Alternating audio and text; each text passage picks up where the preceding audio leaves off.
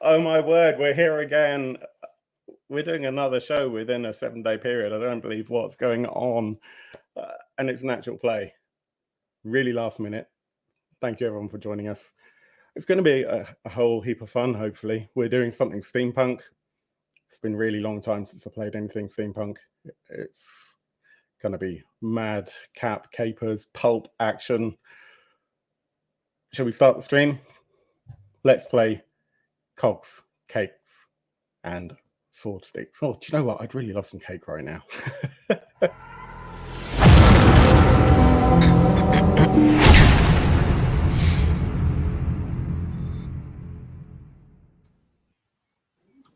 We're here. Thank you everyone for joining. Oh, this is going to be great fun. I can already feel it. We have with us today me.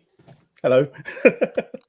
We've got our wonderful GM for the evening, Stuart. Hello.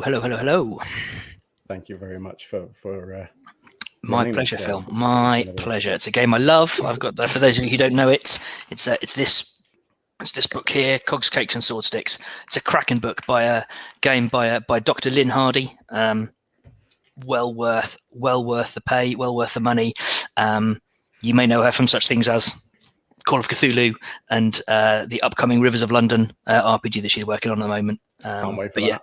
And if you're interested, I'm just hijacking this a bit, but there's a really good interview with her on the Grognard Files podcast from a couple of months ago. If you're interested in more of her work or finding out a bit more about her, that podcast has got a really good 2-part interview with her. I'll shut up now. Do it. Check it all out. I've got to say, Rivers of London, I've got an embargo on Kickstarter now, apart from things I've already funded and things that are already related to things I've already got. Talk more about Kickstarter in tomorrow's live show, but Rivers of London is on my little list of things that we're still going to buy. It's a no-brainer. It's got some wonderful people involved in it, but that's not what we're playing tonight. Martin, thank you so much for joining us. It's been a little while. It has. Bark Hexan. Yeah. Well, a hidden game with the Sweden Rolls people in between, but yeah, maybe they'll stream that at some point. Yeah, I'm happy to be here. When you mentioned it, I went straight to drive-through and bought the game. So spoilers. I didn't. No. I just read the character creation section, which was all of about 2 pages. Yes, if that. If that, but yeah, no, it's good stuff. Yeah, no, it's nice. It looks like a quick kind of narrative system, so it's right up my street. Yeah, I'm looking forward to it. Absolutely, and for anyone who doesn't know, if you like Swedish role-playing, if you like horror role-playing games, you can see a game that we played with Martin as a fellow player along with me earlier on in the YouTube. In our previous videos. So we played a game called Bark Hexan. To my knowledge, it's still the only actual play video that's available on YouTube, and also the only actual play in English. It's a Swedish game that has not yet been translated. That was by the authors of Morkborg. And yeah, it was a whole heap of fun. Not least of which because the games master in question was our very own incredibly drunk and still muted Joel Blom. Yep, that's me. I've been away at the bear event earlier today, so I have no idea how this is going to be, but improvise, adapt, overcome, right? Well, how can we say that it's a genuine role-playing experience if there's not at least a little bit of alcohol involved? And I don't know about everyone else, but most of my gaming recently has been entirely sober. I've got some this is just like a fruit juice drink, but once that empties out, I thought I would join Joel and Martin, who are both in Sweden, although Martin is a Brit, and I have with me some Rekorderlig, which of course is not beer, but at least it's from the other motherland. We've got a new face as well, a very old friend of mine, less of the old, but a long-established friend of mine. Johnny, welcome to the stream. Thank you for having me. So yeah, it should be fun. Johnny and I have been enjoying in a private game. We've been playing Deadlands Weird West, and you've played some Star Wars role-playing as well, I believe. Yeah, let's do it. Let's have a really crazy time. But I guess the big problem that we've got right now, apart from the fact that only one person in the room really knows this game inside out, is we don't even have any characters. So, Stu, what are we going to do about that? Okay, so we are going to do some character creation. It is really, really simple. You need your bit of paper because there's no character sheet in this game. You need a bit of paper. You will need a pencil or pen. Now, to begin with, what you need is some kind of concept. Okay, some kind of idea. For example, circus acrobat, or amateur sleuth, or I don't know, scruffy street urchin, or bookish academic, adventurous bird watcher. So you need some kind of concept for the general idea of the character that you want to create. For example, I have a sample character that I made earlier. I have my sample character. My concept is investigative schoolchild. Okay, so they're an investigative schoolchild. Think. I don't know. Daisy pulls it off. Think. I don't know. The famous five. That kind of idea of investigative school kid. So come up with your concept, and there are 3 stats in this game, and 3 stats only: Cogs, Cakes, and Swordsticks. They're your 3 stats. Cogs covers anything mental, to do with the mind, or to do with technology. Cake is anything social, any kind of social interaction, whether it be intimidation, whether it be smooging around, whether it be trying to fast talk your way into a hostelry, whatever it might be, that's cake. Swordsticks is anything physical: riding a horse, having a fight, shooting a gun, running away, climbing a wall. That's Swordsticks.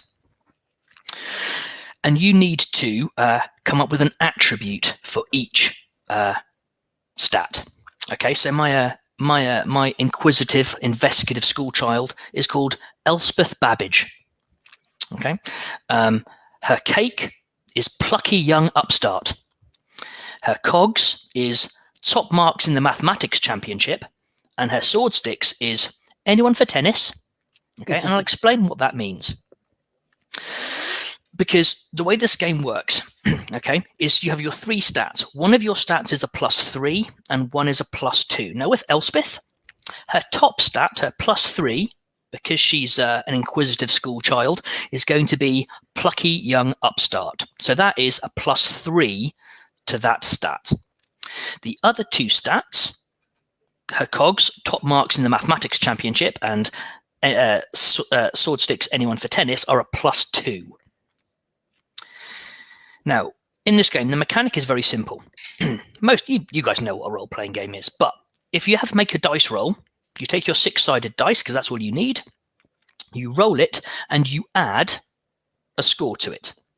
If it is relevant to one of your attributes, you add either a +3 or a +2. So say, for example, plucky young upstart. If in a situation where Elspeth is trying to, I don't know, fast talk, or try and get past an adult, or try and talk her way into somewhere where she shouldn't be because she's a kid, I could roll my d6 and add a +3 to it. Okay, and that means in that kind of social situation, because the situation links to her attribute, I would get a +3. Top marks in the mathematics championship, if I'm trying to do something which involves numbers or maths or maybe engineering, I could roll with a +2.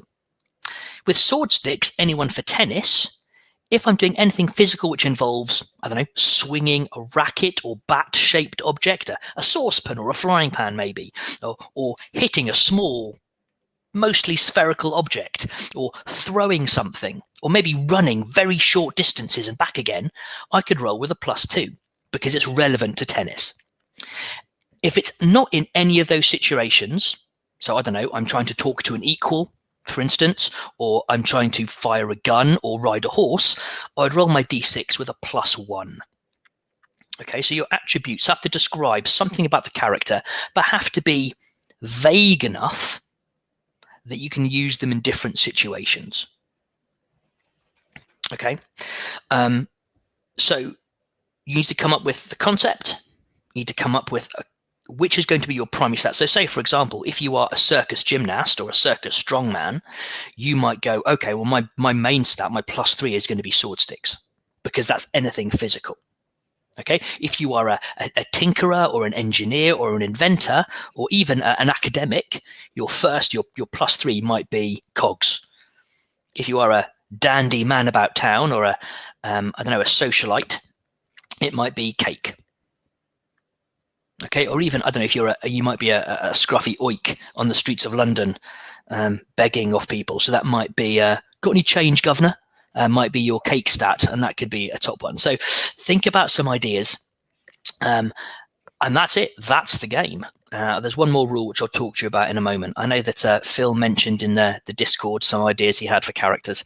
The last thing I do need you to think about when you're doing your character is how you know, because the character that links you all together is Professor Dorothea McTavish, Dottie to her friends.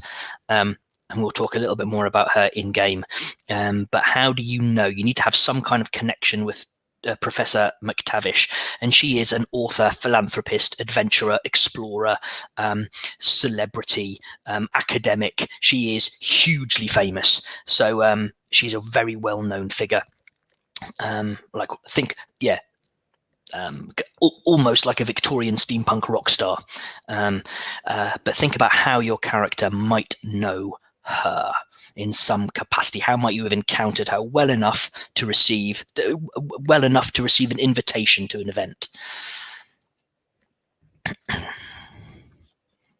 Joel's looks quite happy there. Yeah. Excellent. Yeah, his last beer has just started kicking in. I've got my concept already. I think. Nice, excellent. Okay, what's your concept, Joel? Well, my major one will be Cogs, because my guy, no name yet. That's the last part I think of. Is he's a tinkerer, engineer, mechanic, fixer. Nice. Machines talk to me. I talk to machines. Oh, nice. The Cogs part is people don't like me. I don't like people. So that's the worst. Yeah, nice. Swordsticks is basically sometimes machines need a bump on the head or the cogs to start working. Yeah. So that would be my +2. Yeah, so any kind of like blunt force hitting something really hard, that would come into it, whether that be a machine or a person. That works quite nicely. Like they work really well for your attributes. They work really well. Yeah. So Cogs is your +3, the others are +2s. That works. Anyone else got an idea? I'm just slightly rebalancing mine. Bear with me. No problem. I'm playing with a kind of journalist and Lucinda Lucy Swift, action journalist. Nice, like it. She's actually, I think her primary will actually be Swordsticks, because although she's, she can get by in social situations and she's not unintelligent, but really she uses this unerring ability to get into places she shouldn't be, which is like physically rather than convincing people. It's like looks for an open window, sneaks in somewhere, overhears conversations, leaks state secrets to any paper that will sell nice.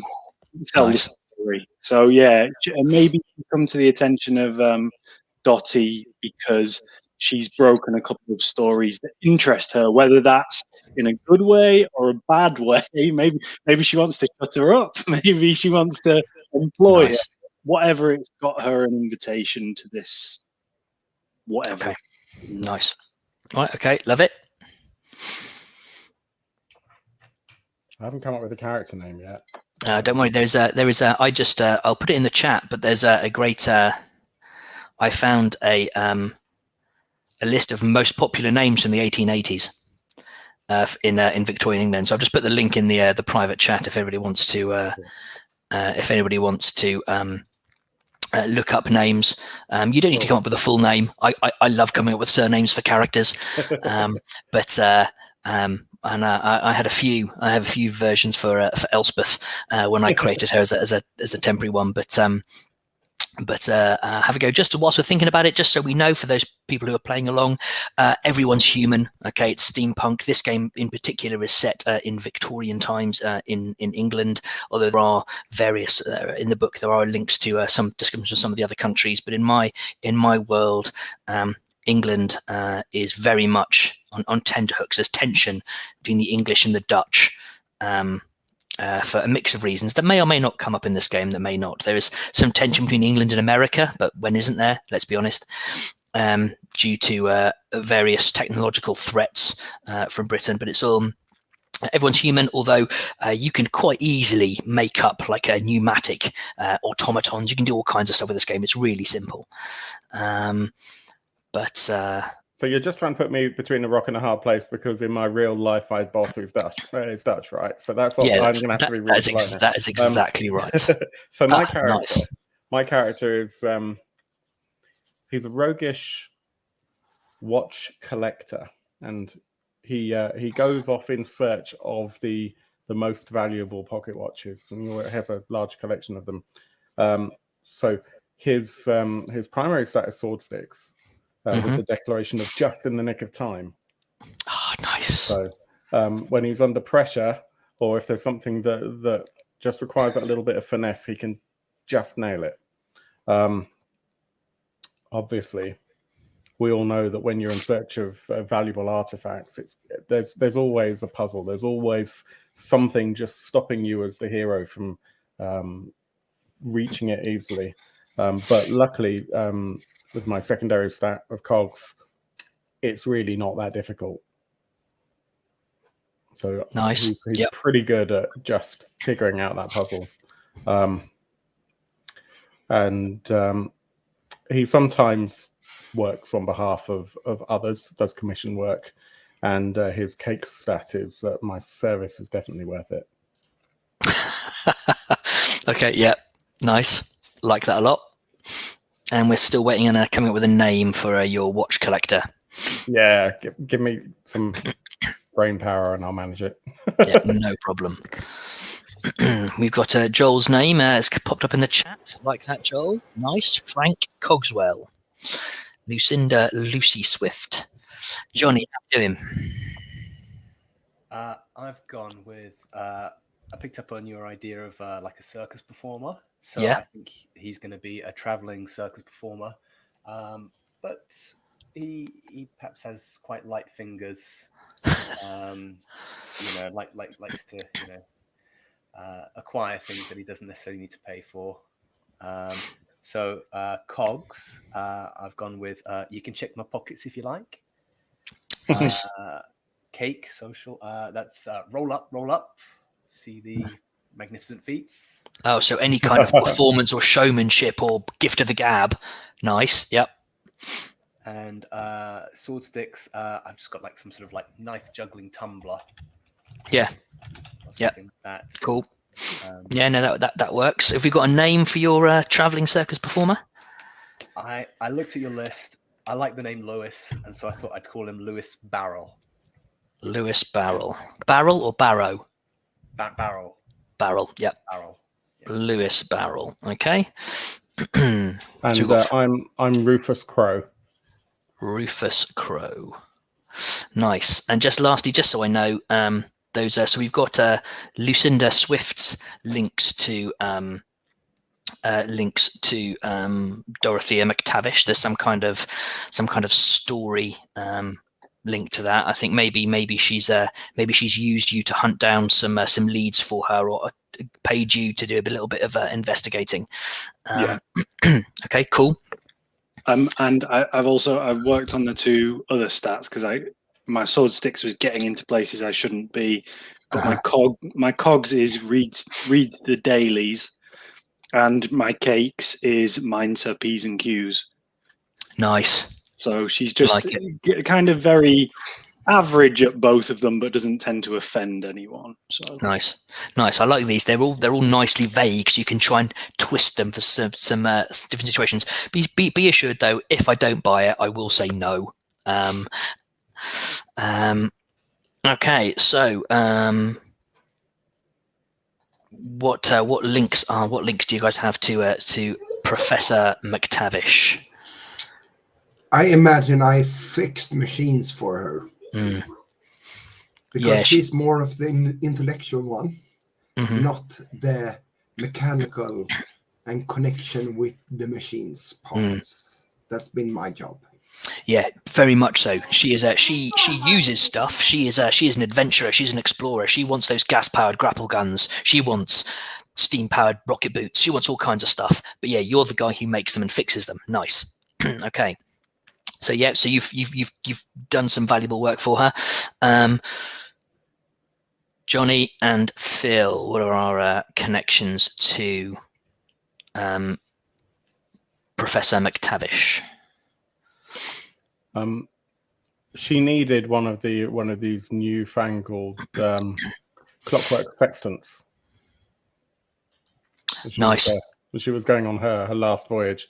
The sextant that she had was just not quite up to snuff, and so I took on a commission to find the world's only precision clockwork sextant.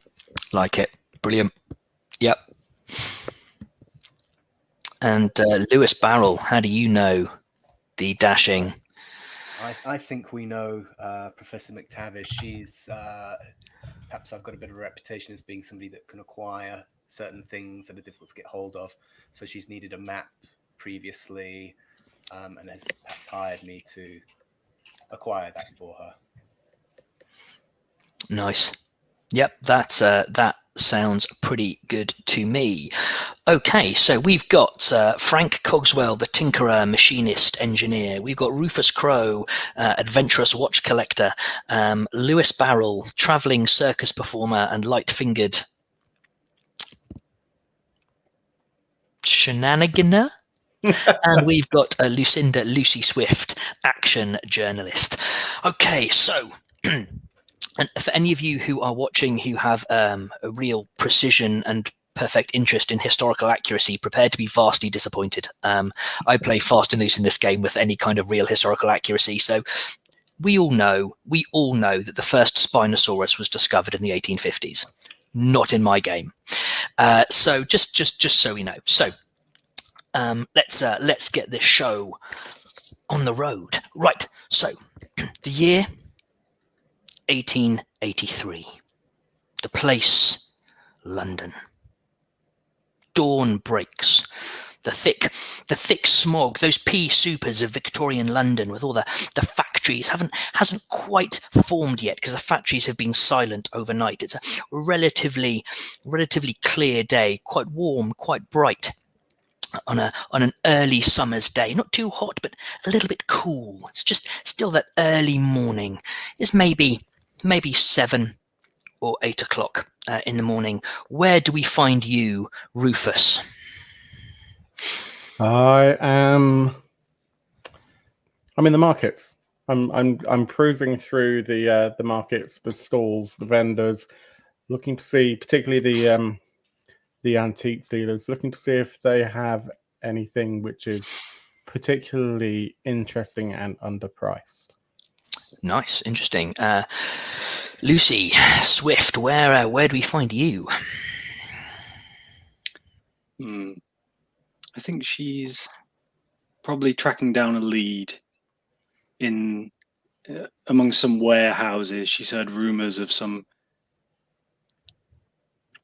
dissidents that are causing trouble in the city, and she's tracking the leads. She's heard of a warehouse that these people might be meeting in, so she's casing it. Like down by the Thames, some kind of dodgy dock part of London. Yeah, she's watching a couple of dodgy geezers that are outside and seeing what they're up to, just kind of casually. Yeah. Excellent. Joel, where do we find Frank Cogswell? Frank is most probably banging on a machine or taking it apart because it didn't work as expected in the morning, making his coffee or egg toast or whatever for breakfast.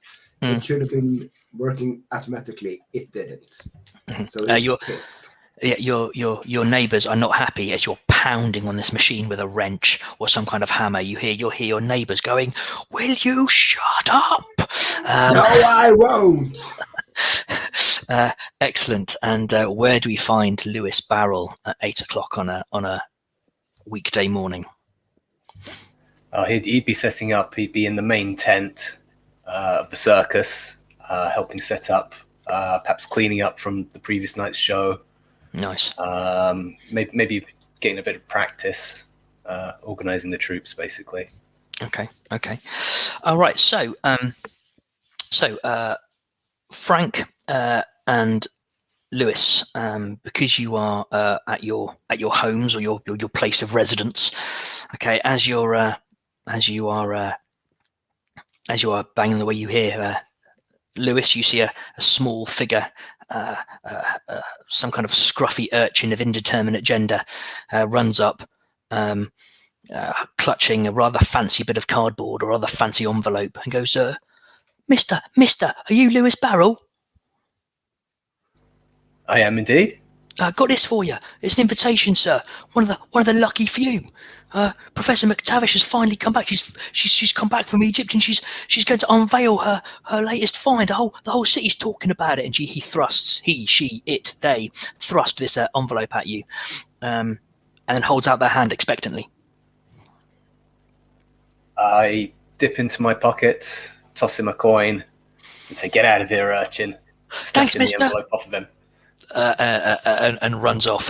Frank, you hear you don't hear it at first. It's been going on for some time. There's some banging on the door of this shed, kind of like drowned out a little bit by your hammering. But you finally stop and you hear this bang, bang, bang, bang, bang, bang, bang, bang, bang. Are you in there, Mr. Cogswell? Are you in there? Yes. You open the door. You also see a scruffy urchin of indeterminate gender wearing like a big hat and a coat and fingerless gloves, and they thrust this letter at you and go, "Sir, invitation for you, sir, from Professor McTavish." Oh, thank you. And then I reach for the machine that's just been banging, and since that one just put out a hot toast, I hand the toast over to the urchin. There you go. Who looks slightly crestfallen but walks away eating the toast anyway. Rufus and Lucy, you are you because you were out and about upon your return later that morning to your place of residence, whether that be your townhouse, your apartment, your lodgings, wherever you may be. You find either through your letterbox or stuffed under your door a rather fancy looking envelope, and when you crack it open, you see your name in flowing copperplate handwriting. Is your name and the following message, which says that you are cordially invited to the Royal Albert Hall for the great unveiling of Professor Dorothea McTavish's latest find from her latest adventure in Egypt. Gallery opens at 8 p.m. for the lecture to begin at 8:30. And this is big news because you knew she was back. She arrived with a big fanfare on a steamship up the Thames. This massive crate was winched off and plopped down. It took several kind of like horseless carriages and pneumatic men to lift this thing up and shift it over to initially to the British Museum, and then on to the Royal Albert Hall for her grand unveiling this evening. But this is big news. Whenever she's about, it's huge.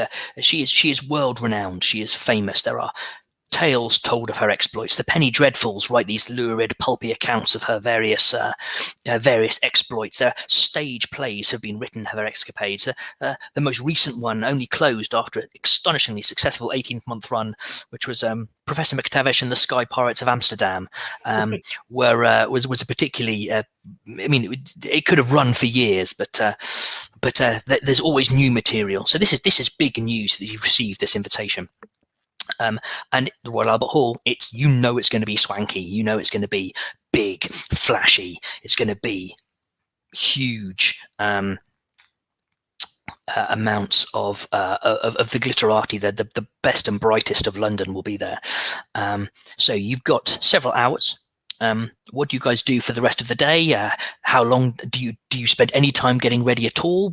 What do we do? And this is an opportunity now, as we're getting ready, to get a little bit of a character description. What does your character look like as you describe this montage of getting ready or not getting ready, as the case may be?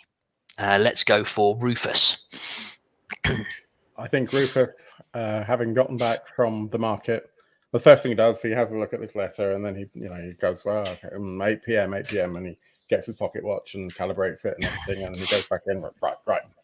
He goes into his bedroom, opens up the wardrobe, and picks an identical suit to the one that he's already wearing, and an identical shirt and a waistcoat, vest, depending on where you're from. Finds an identical hat and looks in the mirror, goes, better get changed then, and gets changed. Excellent. Yeah. Cool. Lucinda Swift. Lucy reads it, gives her a little bit of a wry smile, because she knows that she might get a little bit more money, because no matter how much she gets paid by Dottie, it always seems to disappear within a day.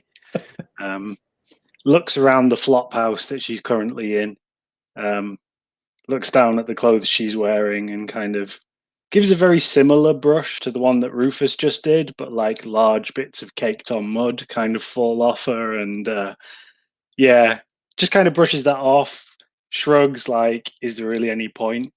And then starts to make her way there to maybe bribe some people that work the door to try and get in, because she knows she doesn't have anything appropriate to wear to the actual shindig itself. Was this actually an invitation, though? Yeah, it is. It is a formal invitation. So if you rock up waving that, you'll be let in. But you will. I mean, no you matter will. what I look like. Yeah. Okay. Yeah. In that case, she doesn't own any dresses or anything like that. It's not, she's not going to get dressed up for this. She kind of wears fairly supple leathers. She's got like a dark overcoat that goes quite low. When she goes out, she wears like a flat worker's cap. She's mid-20s, red hair, kind of tied back. You don't really kind of see it. And yeah, she's got quite a lean, muscular build. The way she dresses, she kind of does it deliberately. So on the street, she can just pass for a man. And then when she gets into places that she wants to be, then she'll tend to take a cap off. But yeah, she likes to be as unobtrusive as possible when she's walking the streets. Nice, thank you, Frank. Frank starts, after receiving the letter and reading it and understanding it is invited somewhere, he lifts his shirt to smell it. As long as it doesn't smell bad, he's fine with that. Grease stains, oil stains, and whatever, that's the normal state of being, so he doesn't really care. Don't understand why anyone else would care. So he starts thinking about, what might Lucinda have to tinker with? Because every time she needs him, he gets new exciting things to tinker with or create or deconstruct and reconstruct. So that's where his mind's going. What's I'm gonna do and build and communicate with now? He doesn't care about the people's invited. Those are totally uninteresting. The machines and the tinkering, that's all he cares about. Excellent, thank you very much. And Lewis. I reckon Lewis is a bit of a rogue, so he's thinking there's going to be plenty of money at this party, so he's going to actually dress up, pretend he's more of the elite tier, and so that he can get into those places, hobnob with the elite, and perhaps take a few rings off of some pretty fingers. things like that in the handshake. So he'd probably have a nice set of, tails, bow tie, really look the part. And although he's probably quite a rough talker usually, he can put on a bit of an accent when required to make himself seem much more well-to-do. And so, yeah, I think he'd probably think, well, I'm going to be away from the show, so I'm going to need to get everybody to take over for me. He'd spend the day working, making sure everything's ready for the show that night, and then he'd have a quick bath, get himself all dolled up, and maybe there's a few hidden pockets in the custom-made tailored suit sort of thing. Excellent. So that's good. I like that. We've got a very clear idea of who you are. Let's, as you're leaving the house, let's talk about gear, stuff that you have with you. Basically, in this game, if it's a reasonable chance that you would have it on you, that it's linked to you. So, for example, any kind of, like, if you're Rufus, you might have obviously watches. You might have like a little magnifying glass. So anything that's reasonable, I'm going to let you have. I don't want exhaustive lists. If you specifically want something then that you want to know that you have, so for example, you want any kind of weapon, or you want a blade, or you want something specific, just mention that to me, that you're leaving the house with it tucked in a pocket or in a satchel or something like that. But generally, if it's a reasonable request, I'm happy for you to have it. As you're making your way to the Royal Albert Hall, I'm going to tell you about the last bit of the game mechanic that you need to know. Whenever you roll your 6-sided dice, okay, if you roll a 6, okay, you gain a reputation point. So if you roll a natural 6, and before you add any modifiers, you gain a reputation point. Now that reputation point can be used in one of 2 ways. It can be used to re-roll a failed check, but you can only do that once per check. So you can't just keep re-rolling until you succeed. Once you have 6 reputation points, you can trade them in for a specialization. Okay, so for example, with Elspeth, I might go for, with her Swordsticks, anyone for tennis, I might specialize in my specialism. If I'm going to trade in a reputation point, I might specialize in something like hit it really hard, or serve an ace, or I might call it something like that. But it's that idea of, I might specialize in, if I'm hitting a small object really, really hard, I can add an extra +1 to my roll. Okay, so you can build up specialisms like that. But that may or may not come into play later on today. So as you make your way towards the Royal Albert Hall, how do you get there? Do you travel by foot? Do you use the Sky Rail, which is like a raised steam-powered monorail that runs around London? Do you get a taxi? Do you walk? How do you make your way to the Royal Albert Hall? I walk. Yeah. I pick up a daily on the way and flick through it, see if there's anything interesting in there. And while I do that, I also pick up the latest Penny Dreadful that is about Professor McTavish, if I can find it. Yeah, okay, so what's this one called? You found it. What's this one called? What is this? What is this called? This Penny Dreadful? Oh gosh.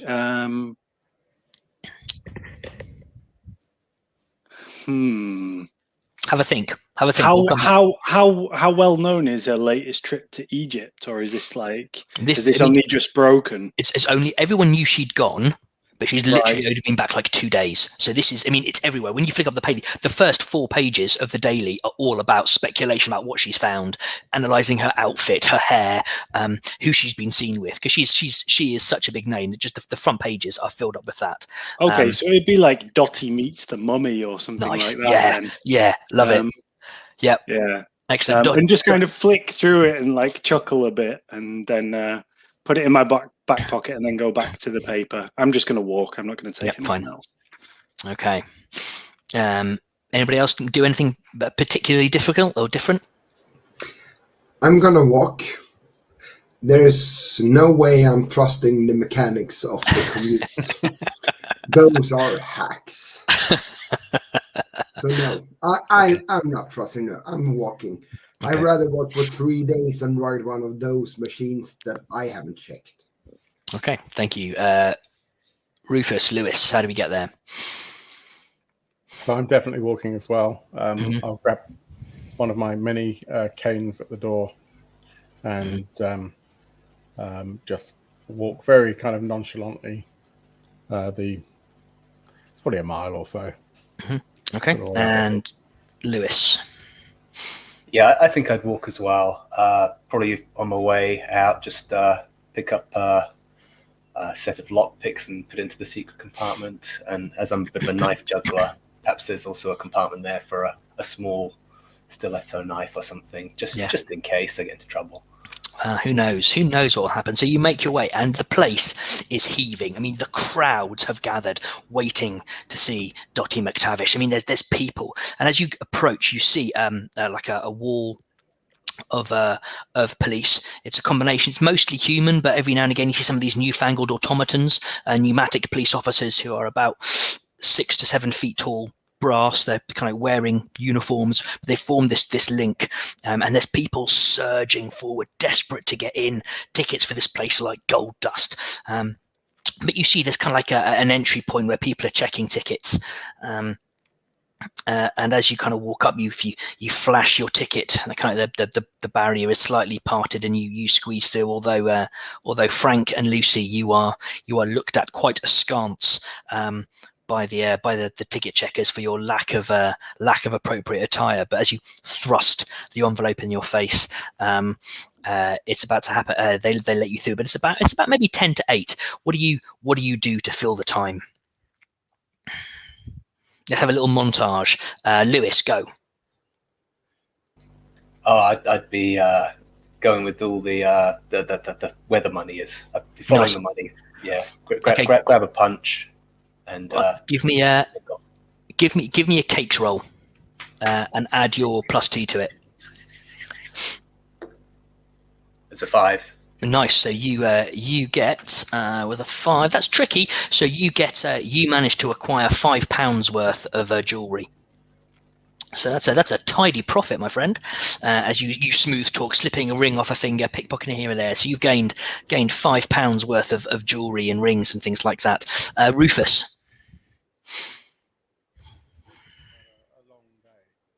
Can't hear you, Phil. You've gone really quiet. Aha, there we go. Sorry.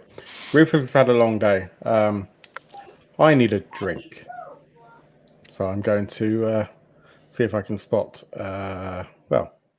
wherever the nearest... I don't need a drink, maybe perhaps as much as Frank does. Nice. Okay, so something to quench my thirst. Okay, so you go to the bar. Lucy? She grabs the nearest drink that's kind of on a tray or something like that. Yeah, just going past. Like, as it's going past, she just does that smooth kind of like, yep, that's mine. And then she goes to the places where the people that are working here are to listen to their conversations. She's not so much interested in the money like Lewis. She wants to hear the rumors and the little tidbits about who's here, because if there's anyone famous, the people that are serving the drinks will likely be talking about it. Okay. All right. Can you give me a cake roll, please, Lucy, and add your 7. 7. That's nice. That's a dramatically tricky success. Okay. So you as you're smooching around, picking up, drinking your snagging glasses of champagne. You find out that from the waiting staff in particular, because of the security, they've had to hire a lot more people. Like a huge influx of people that aren't regulars. They don't know them so well, but lots of big. They've had to big up security, and the place has been on lockdown since the previous day, since the item arrived. You also overhear an old married couple bickering bitterly about which is better, croquet or cricket, and you will know that there is a savage rivalry between those who support croquet and those who support cricket in the world of Cogs, Cakes and Swordsticks, and it's brutal. You don't know whether they will even stay married as this elderly couple. She's going, no, cricket players, they just can't. There's no skill to it. Where's the danger? Where's the combat experience? And he goes, oh, well, and her husband's going, well, cricket is just, croquet is a game for thugs and hooligans. It takes real skill and elegance to play cricket, and then you leave them bickering. And Frank, where do you end up? Frank is probably walking around. He doesn't care about the people at the party. Mm-hmm. So if he encounters one of those automatic automons you described, mm-hmm. he studies that one, because that is much more interesting. How do they work? Why do they work? Who built them? And if he don't, he probably sneaks around looking for, did you say the artifact? It's an item. You don't know what it is. You sneak in. You can't really get close enough to these big police automatons. They're a bit too they're just a bit too much on their guard. But you try and sneak in. You get your way to the main hall, the big hall, and you're just about to open the door when you hear someone go and there's a rather stern looking man in uniform going, not until the grand unveiling, sir. You'll have to wait a few minutes more. And at that moment, a bell is rung and the doors open, and you flood in to take your seats, and the place is heaving. There's just people, and this is the brightest and best. There's glitterati everywhere, and you see up on the stage this huge, vast thing covered in a massive sheet. And you can't see what it is, but it is huge. It's just this big thing draped in a sheet, and what you do see is in front of the stage, there's like the security. There's this wall of men and women in kind of like quite plain uniforms, kind of like forming a barrier between the audience and the stage. And as you glance back, as people are shuffling in, you see a few more kind of like coming in behind you as the main doors are shut. And you kind of hush, the lights drop, and a big electric lantern kind of like pumps open and beams down onto the stage, and Professor Dorothea McTavish steps out to a big ripple of applause, and she comes and goes, please, no welcome. You see she's wearing quite a very modest but incredibly well made gown. Her hair is done up perfectly, and she goes, please, no, this is too much. No, I am merely a humble adventurer. I'm here to bring enlightenment to the world. Now, please, I just have one thing to show you, one thing and one thing only. It is a great honor for me to show you my latest find, something never before seen by any human eye other than myself and my team. But we want to share it with you first, a world exclusive. And she goes to this big kind of like velveteen rope. I present to you the most largest, most dangerous predator the world has ever seen, the whole of history has ever seen. I present to you the Spinosaurus. And she tugs on a velvet rope, and this sheet falls off, and you see a huge skeleton of a huge bipedal creature. Hooked arms come out, this big ridge rising up, this long snout, and there's gasps from the audience. Can everyone make me a Cogs roll? If your Cog attribute has anything to do with being particularly observant or spotting something, add your +2 or +3 to it. If not, roll it with a +1. Would you say that machines talk to me? Is a +1 or +3 in this? Not really, I'm afraid. No. Sorry, so that'll be a +1, I'm afraid. Yeah. And that's 4. That's 4, okay. If anyone gets a 6 or better, let me know, please. What would you say with Lewis's ability to spot things that are easy to steal or lift? Or I reckon that you could add your attribute advantage to that. Yep. So is that a +2 or a +3? 2. So I've got 4, so that's 6. 6. Okay, right. So the rest of you, as the gasps come, Lewis, you notice as you're kind of like scanning around, you notice some of the people behind you and a couple of people on the ends of this row of security guards are just discreetly pulling on masks, like some kind of breathing apparatus. You're not quite sure what happens, but there's about 5 or 6 of them pulling on these masks, and suddenly something lands on the stage and starts to billow smoke. Lewis, you have a moment to react What do you do? Oh, I probably shout. I say, "Masked men, there's gas." Probably alert some, the police automatons or something.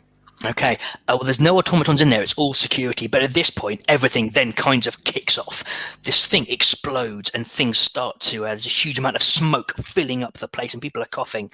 And you see 4 of the security guards rush the stage. And 3 security guards behind you wearing these masks kind of pile forward as well. But there is chaos. Okay. So we are going to go into combat. Here, it potentially, depending on what you guys do, but there is no initiative. We do it narratively about what you want to do, and rolling combat is very simple. It's an opposed roll. Whoever gets the highest dice roll wins that particular confrontation. Particularly in this instant, we'll see. But so everything kind of kicks off. Oh, we seem to have lost Johnny there for a moment. I'll bring him back in when he reappears. Okay, cool. Right. So, as I say, there's smoke billowing. It's not filled the place yet, but there are people kind of chaos. You know that at least 4 people are on stage and you can hear sounds of kind of like fighting on stage. What do we do? Who does what? Can I, with my in the nick of time, just as this all happens, clock these guards behind me and grabbing my stick, just knock one to the floor to grab their mask. Okay, right. So that sounds like an opposed sword stick roll. Cool. Okay, so give me your roll and add your sword stick. Yeah. Okay, what did you get? I got a 6. Okay, so you got 6. I got a 4. So as this a natural 6, so give yourself a reputation point. Excellent. As this guy, and with that natural 6, so you got an 8 overall, was that?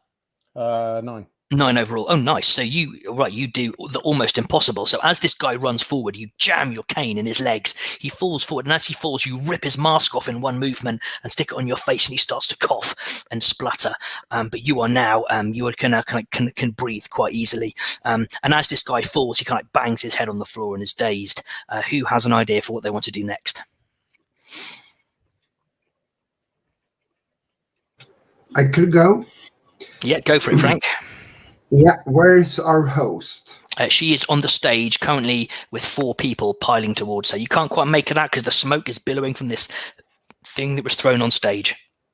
Yeah, she's the only one I trust at the moment, so I try to make my way to her as fast as I can to cover her, and she might tell me what I need to do, because this is people thing. I don't understand what's happening.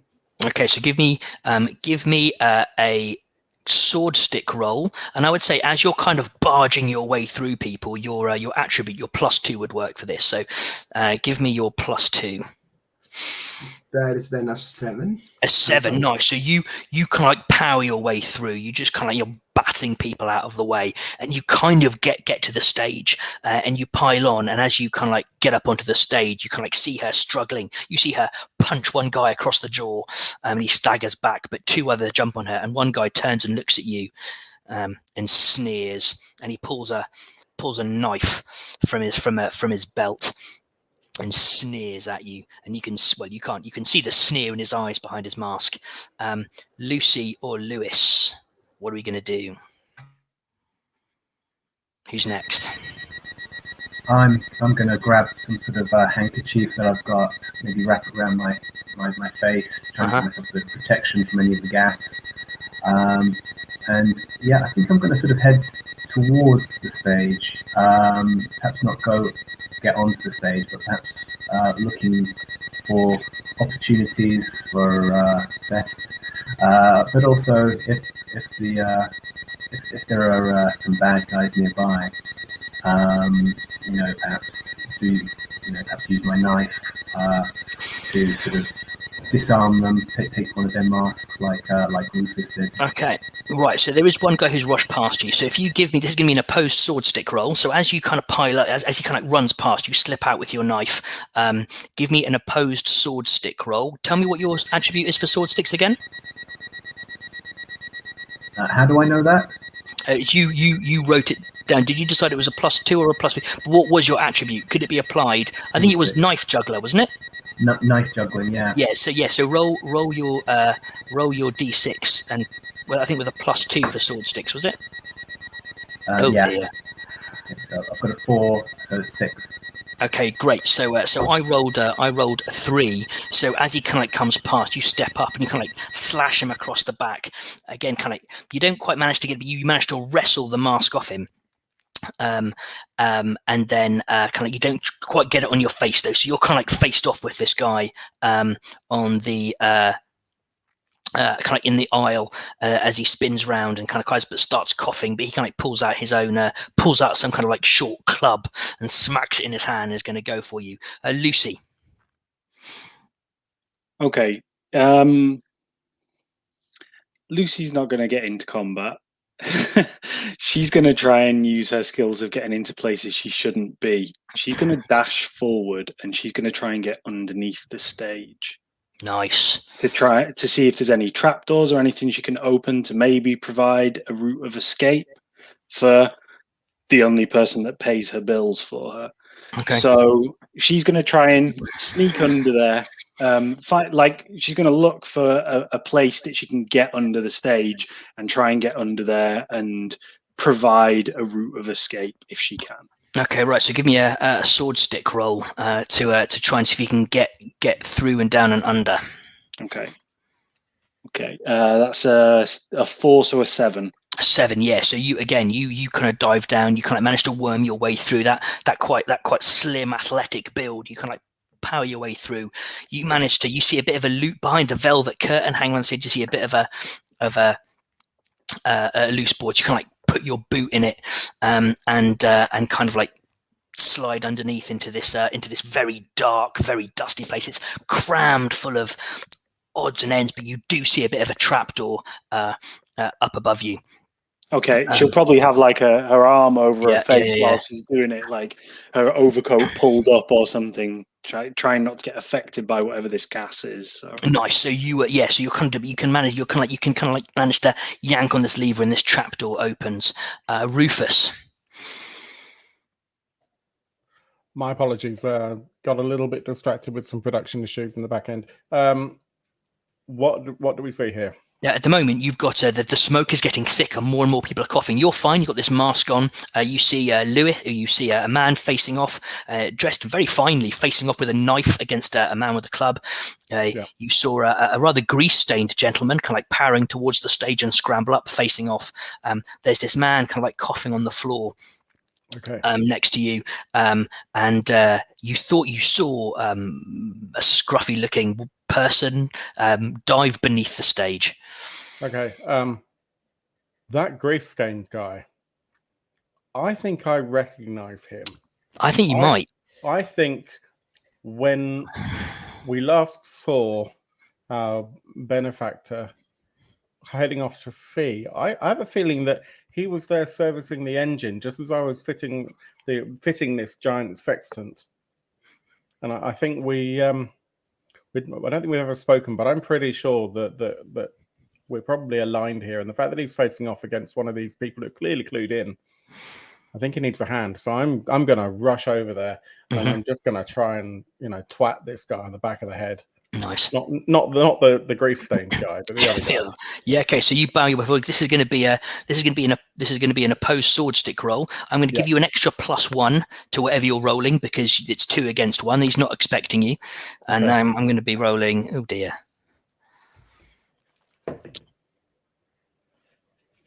I don't know if just in the nick of time counts here.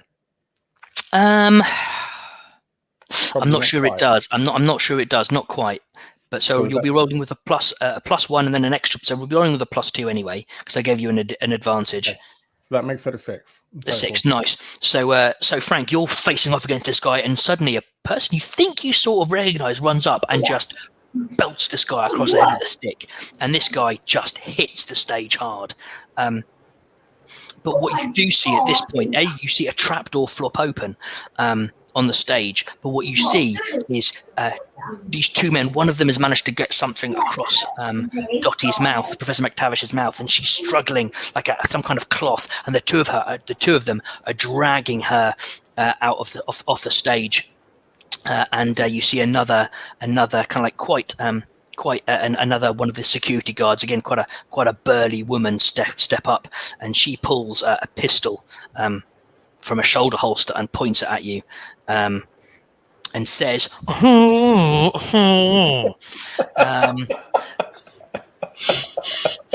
and starts backing away from you, pointing you at this pistol. Frank, what do you do? Of course, I got my big spanner in the back of my belt. Of course. I never leave home without it. It's the most important tool you can use. So I pull it out and I swat the gun away from her hand. Okay, this is going to be reach her head. No, you can rush in and swing it. This is going to be an opposed swordstick, and you get your +3 or your full advantage with it because you're hitting something really hard. +2. Ooh. 7 again. I rolled a 5. I also got 7. So you come in with your spanner, but you don't get the gun, but you kind of throw her aim off. So a shot goes well. There's this gunshot explodes, but she manages to catch your wrist. So you're kind of struggling over this on this stage, and she's wrestling. Lewis, you are facing off against a man with a club. He's coughing quite badly, but you've got this mask in one hand, your knife in another. It's getting quite the smoke's getting quite thick now. Got to get that mask on. So, cool, blimey, Governor, best get this mask on. Perhaps because I'm quite good at tumbling and keeping on my feet, good balance, I'll sort of do some sort of step back, try and disengage a bit. Okay, so while I get the mask on. Okay, right. So he's going to come at you with that club. So this is going to be an opposed sword stick roll. Again, I think with your kind of tumbling skill, you can add your +2. Oh dear. That's a 6. 6. Yeah. So I rolled a 2, a 1 with a +1. For those of you, I've never DM'd for any of you. You will know, as a player, my rolls are pretty good. As a DM, my rolls are appalling. So he kind of swings at you with this club. You just step out of the way, slip the mask on, stick out a foot, and he falls over, and his head bounces off the ground. Lucy, this smoke's starting to kind of come down into this underneath the stage. What do you do? Can I see Dottie? You hear some kind of like scrabbling, and you can like peer up, and you see her being dragged off the wings out backstage. Oh, okay. There goes my plan then. Okay. I'm not much for fighting, but it's probably harder to drag 2 people than it is 1. So I'm just gonna go like full pelt run towards where she is and try and land on her. Like not try and tackle anyone else. Just add some weight to what they're trying to do. Nice. Okay, so this is going to be a sword stick roll. And this is going to be an opposed. I get to add my full thing though. No, you're not for this one. No. I mean, I'm not. I guess I'm not supposed to be there. It's not really kind of squeezing and ducking and diving. It's more flinging yourself full bodied. You're right. So +1 then. +1, yeah. Okay. Oh no. 3. Okay, I got a 5. So as you leap, but you just misjudge it. As you pull yourself up out from under the stage, the smoke just hits you, and you cough, and you're running. You just can't get the rhythm up. Cough, cough, cough, cough, cough. Rufus, you see this greased man that you might know wrestling with this woman with a gun, and this shot has gone off. You see a woman pull herself up from the stage and just fall over. Really, what do you do? And the woman that's come up and pulled herself up through the stage and has fallen over, she's not wearing a mask. No. You probably heard her cough out, Dottie, as she was going. But yeah. Our grease monkey is still not wearing a mask, is he? No, he's not. Okay. I'm going to try and get behind the person that the grease monkey is tackling, and I want to try and get the cane right the way across the throat of the person that they're fighting. Okay, all right. See what happens. So that's not going to be opposed. You just got to make I want you to make your roll, and you need to get, I would say, a 5 or better to do this. Well, unless I can use just in the nick of time, I definitely did not do it. Convince me that just in the nick of time is something that would work at this moment. My presumed colleague, I can see, is beginning to choke and is losing his ability to stay conscious. Okay. And I have this mask in my hand. I thrust the mask onto the shoulder, knowing that I need to free my hands. Drop that there, grab this thing, and just. Okay, all right, yeah, no, I like it. So you get you get a 5. So you can like wrap this thing in. You start to yank back, and she goes, no, and then you just hear her say, "The moth lives," and then she bites down really hard. Frank, what you see and hear is this woman struggling. She kind of curses and says, you hear her say, "The moth lives," and she bites down really hard, and you start to see froth coming out of her mouth, and she goes limp. Did I get it correctly that Rufus put the mask basically on my shoulder? Yes. Yeah. Yeah, I put it on. I kind of like to shove it into your chest. I put it on, mm-hmm. and I still hit her with the spanner. Yeah. So as she's going limp, you just batter her across the face. Well, as she goes limp, she batters out. She kind of like falls to the floor. Where's Lewis? Dottie is currently not on the stage. She has been kind of dragged. She's no longer on the stage. She's been dragged off stage into the wings and out back. You can't see her at the moment. Lewis, what do you do?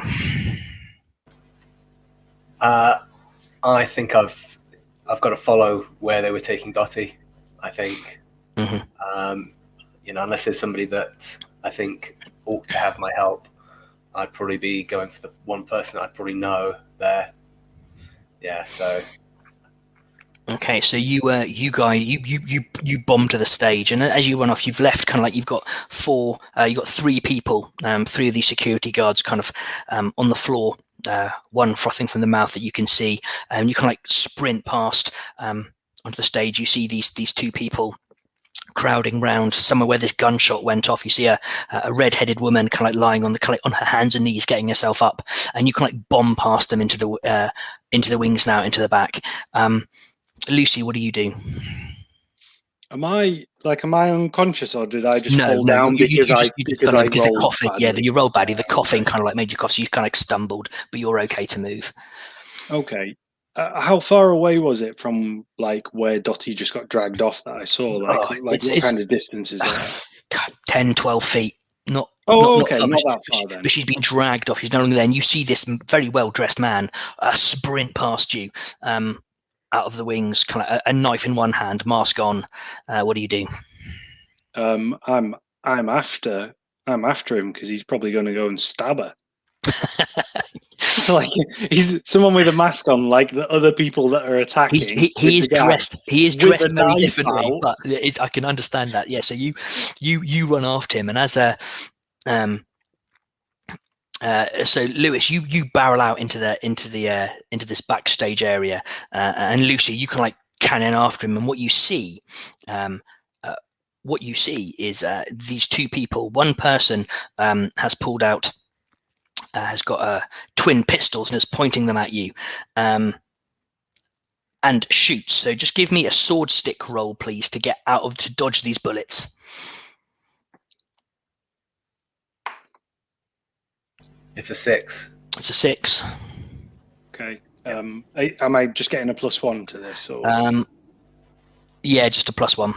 Yeah, 6. 6. Okay, so you both just make that as you dodge out the way as this hail of bullets kind of like spatters across the stage. Rufus and Frank, I'm just gonna, just for the sake of it being a one shot, you kind of like pile onto the back, and you just see this hail of bullets from someone with these 2 pistols. As you see the limp form of Professor Dorothea McTavish bundled into what can only be described as a car, but it looks like no car you've ever seen. It's sleek. It's got this huge like piston steam engine at the back, and a door is slammed, and it streaks out, smashing open these big backstage doors as it streaks off into the distance. You have a person with 2 guns like trained on you. They're kind of looking a bit nervous because there's 4 of you now, and they don't quite know who to point their guns at. You have a moment to decide what you're going to do. Who wants to go first? Sure. I've got my knife in hand, so if I may take a Swordsticks roll, throw that. I'm a knife. Okay, so you're throwing a knife. I think Frank is also throwing his spanner. Yeah, I'm going to throw a watch. You're going to throw a watch, Lucy. Are you going to throw anything? Or? I'm gonna break from tradition there. I'm gonna break right to try and like this person is like not knowing where to go. So if I go to that side, it's less likely that he'll be able to hit anyone. So okay, I'm going to break to the right. Frank is throwing his banner and charging at the same time. Okay, right. So anybody who's throwing something, just give me your sword stick roll. I think Johnny and actually I think all of you, because all of you just make your just give it with your full attribute, because either it's knives or hitting things really hard or just in the nick of time all apply. I rolled a 6. Okay, so is that a natural 6? A natural 6, and then it's +2. Okay, so give yourself a reputation point. So you rolled a 7, Rufus. What did you roll, Lewis? I've got a 5. A 5. Okay, unfortunately, your knife kind of just sticks into the wall, quivering. But suddenly, a watch smacks them in the head, and then a spanner takes them in the throat, and this person falls over. It's a particularly sharp watch, by the way. Yeah, well, it leaves a nasty gash.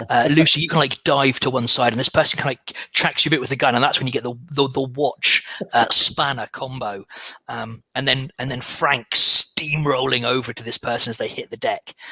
And we're kind of officially out of combat. Frank, can you just how close do you want to get to this person? I basically was planning to go full tackle because I wasn't sure the spanner was going to take him out. So okay, it was. If it didn't, it was to act as a distraction so I could tackle him to the ground. So basically, I'm bearing full power right into him. Okay, put him down. So you get there, you see him, and actually he's out cold. This person, the watch spanner combo has absolutely knocked this person out cold. I probably land on him anyway. Yes, you squash him, and there's just this kind of like this car, this very flash car, kind of like this again, this huge engine at the back, very sleek though, and these big pistons driving these wheels, and like just zoomed off at incredible speeds, and the smoke is kind of dissipating, and unfortunately, Professor Dorothea McTavish has been kidnapped. She has vanished. That's a beauty of a machine. And as you say that outside, do you say that out loud, Frank? Yes. You hear a voice from behind you saying, "Aye, it were a beautiful machine. Did you recognise it, Mr. Cogswell?" And as you turn around, you see quite an elderly man, very dark skin, thick beard, hair tightly curled, but completely silver. Beard and hair are silver. This man in a very, very, very well-made suit. Very understated, but it is immaculate. And he steps forward, cane in hand. He seems to be quite elderly. He goes, "Did you recognise that car, Mr. Cogswell?" I do not. How do you know who I am? I know a great deal. It is my job to know these things. I am Obadiah Fitzwilliam. And he extends a hand to you, to each of you, and shakes him and goes, "Mr. Crow, Miss Swift, Mr. Barrel, Mr. Cogswell, you are known associates of Professor McTavish. This is a tragedy, a real tragedy. I saw your action and he coughs slightly. He coughs and he goes, "This is a serious business. Can anybody give me a cakes roll to see if you know who this man is? And if your cakes is related to knowing anyone in high society, nice. You can add it. If not, it's just a +1. So give yourself an extra reputation point there, Rufus. So did anybody get? It's going to be. I think it's going to have to be a 7 or better if you got this. Yeah, I rolled a 6. Okay. So if you got a 7 or... Could I roll Cogs instead? Because my Cogs is reads the dailies. If this guy is like known, it's no different. I'm just thinking. Yeah, actually, that works. No, that works. That works for me. So give me a roll. Okay. Okay. That's 8 because I got a natural 6. Nice. So give yourself a reputation point. So Lewis, you have no idea who this man is. The rest of you, you recognise that name, Sir Obadiah Fitzwilliam is a member of the House of Lords. He is an ex croquet player, international level, famed for his ruthlessness and tactical genius on the croquet pitch. I mean, he is known for crippling opponent players in combat croquet. But yes, you know that he is part of Her Majesty's government, but you're not entirely sure what he does. But he's a name. He's a name who crops up time and time again when important decisions need to be made. And he goes, "This is bad business, but I have need for the likes of you. I will see you all tomorrow morning. My associate will give you the details." He turns around and walks off. And as he turns and walks, you see a diminutive woman standing behind him. Short, maybe 5'2", 5'3", brown curly hair, very short, big brown eyes, wearing men's breeches tucked into knee-high boots, a white shirt, waistcoat, frock coat on, hanging to mid-thigh. And she looks at you and goes, "Gentlemen, you have been summoned. Tomorrow morning, 7 a.m. sharp, you must come to the Lawn Croquet Association, where his nibs there will bring you up to speed. Don't be late. He doesn't like to be kept waiting, and that's not a pretty sight." And she just flicks out a card between her fingers for each of you. And it's got an address on it. I mean, you may well know where the Lawn Croquet Association is. It is a 1/3 scale replica of Crystal Palace, of the 1850s Great Exhibition, with a series of croquet fields around it at varying angles, and it is the home of British or English croquet. And you have been summoned by a very, very powerful man indeed. Do you want to say anything to this young lady? Don't worry, my dear. One doesn't do late. One does on time. Excellent, Mr. Crow. Delighted to hear it. Does anybody else wish to say anything? Say anything to this this young lady? She's quite kind of chirpy, quite compact, very bright-eyed, bushy-tailed kind of look to her. Frank just takes the card, looks at her with a bit of a confused look, looks at the card, looks at her, looks at the card and goes, Excellent. When you arrive at the reception of the Lawn Croquet Association, ask for me, Henrietta Pierce. I will come and take you to see Sir Fitzwilliam, as and when it is necessary. Cheerio, and she gives you a little salute and bounds off after her boss. You have a moment, right. but what you do notice is some other kind of like serious-looking people in very unobtrusive suits kind of come up and start lurking near this unconscious body. Which of you heard the woman with the pistol talk about the moth? I can't remember who was there. I don't think I would have directly heard it because she was facing away from me, but Frank would have done. Yeah, I heard. Okay. Can you give me a?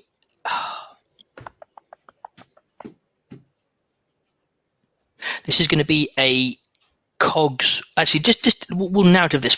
Does Frank read Penny Dreadfuls? Go to the theatre, see like trashy pulp stories? Is that Frank's kind of thing?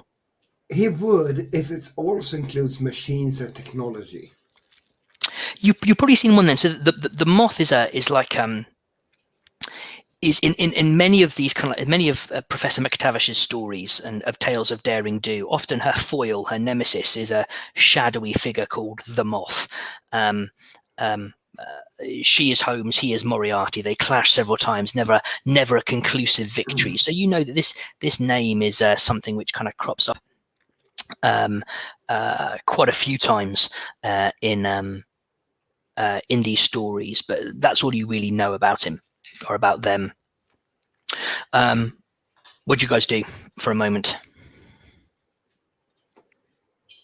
I'll kind of like have the card in between two fingers and just like kind of flick it back, make it disappear, and then say, I would like to say it's been a pleasure, gentlemen, but I would be lying. This trail is getting cold. I have the night. And then she'll like run. And basically what she plans to do is spend the entire night trying to talk to people on the street to see where the car went. Because nice. although she can't follow the car because it's super fast, she saw which way it went, and she can say, while it's still fresh, she can try and find people that maybe saw it barrel past. Mm-hmm. So she's gonna whether it's fruitful or not, she's gonna spend her night doing that. Excellent. Okay, so I would say that just because you're taking the whole night, you're not actively trying to find the car or keep chase of it. You ask around, and you're able to trace its movements pretty easily, but you kind of lose it somewhere again on the south bank of the Thames. She expected that, but if she can get a ballpark, yeah. So you've got a rough idea. You know it's somewhere around Southwark. You're not quite sure where exactly, but it's the south bank of the Thames. It's that area, and that place is a warren of warehouses and brothels and opium dens and weird steampunk cybernetic enhancement illegal surgeries. There's all kinds of stuff down there. But you have a rough ballpark figure for where this car might be, but you kind of run out of night, you're getting tired, and without ready cash, a lot of people just stop talking to you when you get to that area. They want bribes or nothing, but you have a rough ballpark figure. What do the rest of you guys do? So apologies, I may have just not heard it earlier on. What happened with the exhibit? It was completely ignored. You can go and check it out if you want to. So yeah, there's a couple of things I'm thinking. One is I don't feel particularly well rested at this point, and I think that if I overexert myself this evening, then I'm not going to be able to perform my duties at full capacity tomorrow. Mm-hmm. So I'll look around to everyone else and say, well, it's not that early in the evening. I feel I'm going to have a look at this apparently grand exhibition piece that seems to be the reason why we're all here. Then I need a nightcap, and I will see you in the morning. You're welcome to join me, however. And with that, I'll stroll over to this exhibit and just try and understand what it's all about. You know, it can't be that hard to work out whether or not this is exactly what it says it is. Yep. As you walk up, you go onto the stage. You see it's from, I don't know how Rufus is with paleontology, but it is a relatively it seems accurate. It's well put together. It seems to be a complete Spinosaurus skeleton, which has never been seen before. It is vast. It is big. It is terrifyingly wonderful. It seems genuine. It is a remarkable find, but it was clearly not what the kidnappers were here for. They were here for McTavish and nothing else. It was completely, it is priceless. It is worth vast sums of money to a collector, a private collector who has no morals. But then, you could say that about British colonial history, but that's a question for another time, perhaps. But yeah, it was completely bypassed, which strikes you as a bit unusual. Are there any eyes on me at the moment? There's some of Obadiah Fitzwilliam's unobtrusive men and women in suits, just kind of looking around as you walk over as you walk on the stage. There's a few kind of like slumped bodies, and they're like, you've got these people in suits just checking these bodies, and they're all dead. So the woman with the pistol, bit down on a poisoned tooth. The other two in the aisles are the same. The other one, the one you fought backstage, is unconscious but alive. And they are being, unless you particularly anyone wants to particularly try and wake that person, they are being picked up and taken off on a stretcher by unobtrusive men and women in suits. As much as I'm interested in finding out more about them, I'm thinking that getting sense out of them is probably not going to be so straightforward. So I'll walk over to one of Obadiah's watchers, and I'll just say, make sure that the museums don't lose sight of this. Good night. He looks at you quite puzzled, as if it's a bloody big dinosaur. It's hard to miss. But yeah, he nods appreciatively and goes, "Will do, sir." Yeah, the irony is not lost on me. Chuckle on the way out. And so you go for a nightclap and then home to bed. Frank and Lewis, what do you guys do? Frank is kind of fixated on that nice car that Lewis using technology he didn't really know about, right? No, he didn't. Although you can give me a Cogs roll to see if you, because there's something about it that was maybe a little bit familiar. 6 Total 6. You've heard in some of the journals that you read, that you subscribe to. There's you can't quite remember the name, but there was you think maybe someone Italian who's been playing around with this kind of high performance steam powered vehicle. It's incredibly trying to reduce size but increase capacity. Maybe Italian. You can't quite remember them. You'd need to go back and double check and read through to try and read. But you think you've heard of something like this. You're kind of a bit blown away and being shot at when you first saw this car, so it slipped your mind. But yeah, there might be someone that you think. Maybe you're just not quite sure. Now, it really hurts Frank's pride that he needs to reach out to other gearheads and technical jocks because he's the best. Those guys don't know as much as he do, but they might know this. So his pride takes a hit, but he reaches out to some colleagues and friends, maybe. Other people might call it friends. I'm not sure Frank really knows what a friend is. Okay, so so give me who's one of the people that you reach out to. Give me a name. Yeah, I reach out to Signore Cosmo. Oh, Signore Cosmo. Okay, right. So Signore, so you know Signore Cosmo. You know Signore. He frequents a coffee shop in London, and you go there and you see him at his usual table, surrounded by his notes, sipping a very tiny, very strong coffee, and he goes, Frank, my friend, please come, sit. To what do I owe this pleasure? Signore, this another described the car. Have you heard of a car like this? And I described the vehicle I saw. And this pains me a lot. I ought to know how it works and who makes it. Frank, I'm not really sure. Frank, we have like minds. I know this is clearly. I heard about the commotion at the Albator. You are involved in that, yes? Yes. Oh, well, unfortunately, yes. Terrible times, but no.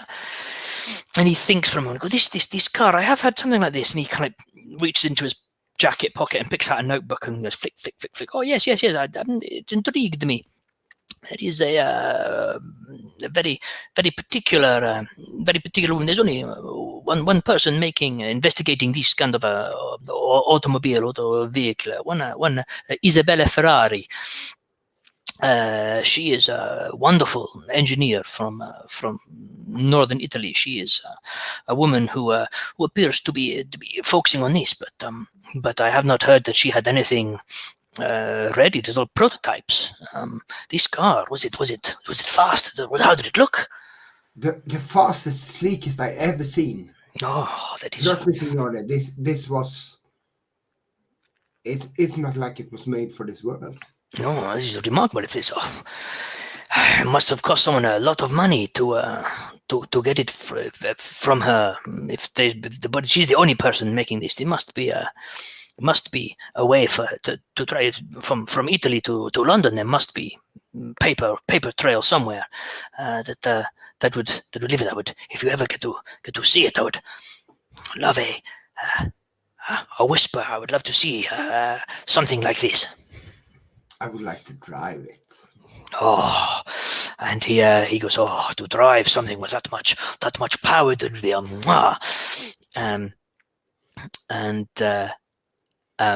and you kind of chat away. Is there anything else in particular that you want to do? No, I think this is what Frank was fishing for, and the rest of the conversation is probably just technical orgy talk about driving that magnificent car that nice. He and the Signor has a combined interest in. Excellent. With a lot of money. Indeed, it would cost a huge amount to get it here. Lewis, what does Lewis do?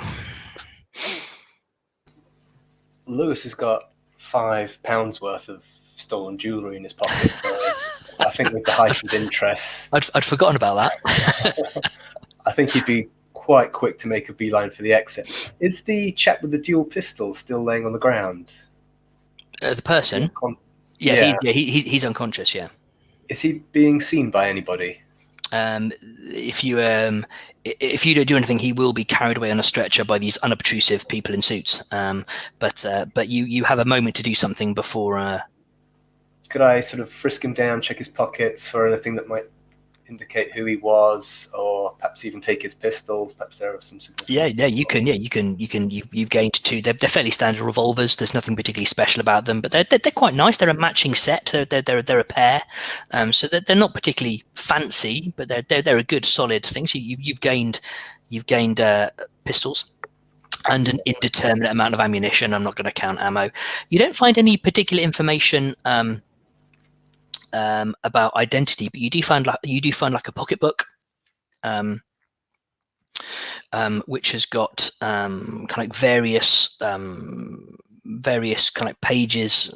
It's not particularly full, but there's a few pages written in what appears to be some kind of cipher. But what you do come across is you do recognise they write in there is an address in there, and you recognise that as Professor Dorothea McTavish's London residence, her townhouse. So it's the address of her townhouse, because you will have been there to drop off some of your objects you have acquired for her. So you recognise this address of her townhouse there. Love it. But there's not a great deal else. No, I think I'd probably pocket the pistols and notebook. Mm-hmm. I don't think I'd know anyone that would be any good with ciphers. So I'd probably just bring that along. Yeah, well, that's in the pocketbook. So if you take the pocketbook, it's got the pages written in a cipher, and then it's got this address. There's maybe 2 or 3 pages filled in. The rest is blank. Okay. Yeah, and I think I'd probably just exit stage left very quickly before anyone starts taking too much of an interest in me and what I've got in my pockets. Excellent. So we crossfade to the next morning, and you make your way to the Lawn Croquet Association. As I said earlier, this is 1/3 replica of the Crystal Palace, the Great Exhibition's Crystal Palace. Interestingly, the dome is an aviary. Various exotic birds from around the world live inside this in this giant dome, but you can see various kind of lawn croquet pitches, fields, whatever they're called, dotted around. There's maybe 6 or 7, and you can see already at 7 o'clock in the morning there's 2 or 3 games happening. You do see one around one pitch. There is a group of cricketers in their cricket whites boisterously shouting insults at the croquet players, and it looks like it's going to kick off. I mean, the croquet team start getting their mallets ready, and the cricket bats come out, and a pair of like sharpened stumps, and it's all going to get nasty. But it's broken down by an official who kind of like puts it out. But you kind of make your way to this kind of like a reception area. You walk in, and it's quite a white wooden building. You walk inside, and it's very, very plush. And there is a young man, blonde hair, quite long, tied back, wearing a shirt and trousers and a waistcoat with LCA written on it, with a tiny croquet mallet underneath it. And he goes, "Gentlemen, what can and madam, sorry, miss, I did not see you there. Gentlemen, miss, what may I do for you this morning? Do you fancy a game? We have several pitches free this morning." I don't think I would want to risk getting caught on one of the greens with one of those cricketers. I don't have 3 days. Cricket, and you see his lips curl at the mention of cricket. Exactly. I mean, don't get me wrong. Croquet, wonderful sport, but cricket, who's got 3 days to sit around just checking something? Exactly. I mean, what game can you play for 3 to 5 days and still have no clear winner? I mean, it's pointless. No sense. I mean, when you're going to play the real game? Exactly, and you can see he's about to start. He could go for days. He's about to launch into this tirade about cricket. Anyway, yes. Piers. Pass the letter. We're here for Piers. Henrietta Piers. And right, okay, no cricket, no croquet. Okay. Lucy leans forward and kind of taps Frank on the back and says, "Thank you." What? Thank you. And he steps back and opens the door and goes, Henrietta, there's some people here for you, Henrietta. And you hear, "Oh my God, shut up." And she walks out. She's not in her coat, but she's in the same shirt, trousers, waistcoat, shirt sleeves rolled up. She looks quite tired. She goes, "Gentlemen, miss, good to see you. Follow me, Thomas. We know how you feel about cricket, but just tone it down a bit, okay?" And she ushers you round the back, down a corridor, through a door that says staff only, and then into a room which says Elite Players Lounge. And you walk in, and it's glorious. It's like the most opulent members only club you can think of. These big leather sofas, a vast array of bottled liquors and liqueurs and wines and brandies and books everywhere, a roaring fire, even at like 7 o'clock in the morning, a roaring fire, and a massive picture of Her Majesty Queen Victoria. It takes up an entire wall. It's huge. And she walks up and kisses the hand of the painting, and the painting swings inwards. And she ushers you quickly through the secret door, and it shuts behind you. And she goes, "Thank you for coming. Sir Fitzwilliam will bring you up to speed with what we know so far. We've managed to glean from the one surviving member of the kidnap team, which I believe you successfully managed to apprehend. So thank you. He did have trouble speaking. It looked like he'd been hit in the throat by some kind of large metal object. But he was reluctant to speak. We had to remove a suicide device from his mouth, but we managed to glean something, but not much. But please," and she kind of knocks on the door, and you hear her, "Come in." And she opens the door, and you walk into Sir Obadiah Fitzwilliam's office, and it is again lots of dark wood, big leather table case, big leather table, big leather topped table, big chair behind the wall, covered in photos.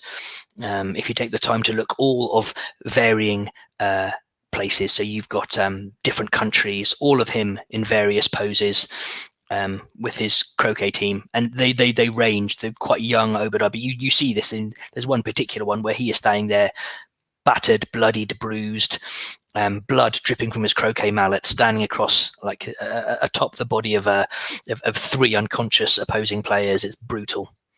And he says, come in, sit. Henrietta, would you mind bringing us some tea? And she goes, no, I'm not your servant. And he goes, oh, fair enough. And he gesture to that photograph of him at the top, the bloody people, and just say, out of interest, cricketers? He just spits on the floor. Cricket. A game for the weak. But that's all he says. But he rings a bell, and in a few moments, another door that you didn't notice, which appeared to just be a bookcase, swings open, and a young man brings in tea and hot buttered toast and a small pot of marmalade. He goes, "Please help yourself." He pours himself a cup of tea, adds the milk, and he watches very carefully to see if you take milk. If you take tea, do you put the milk in first or second?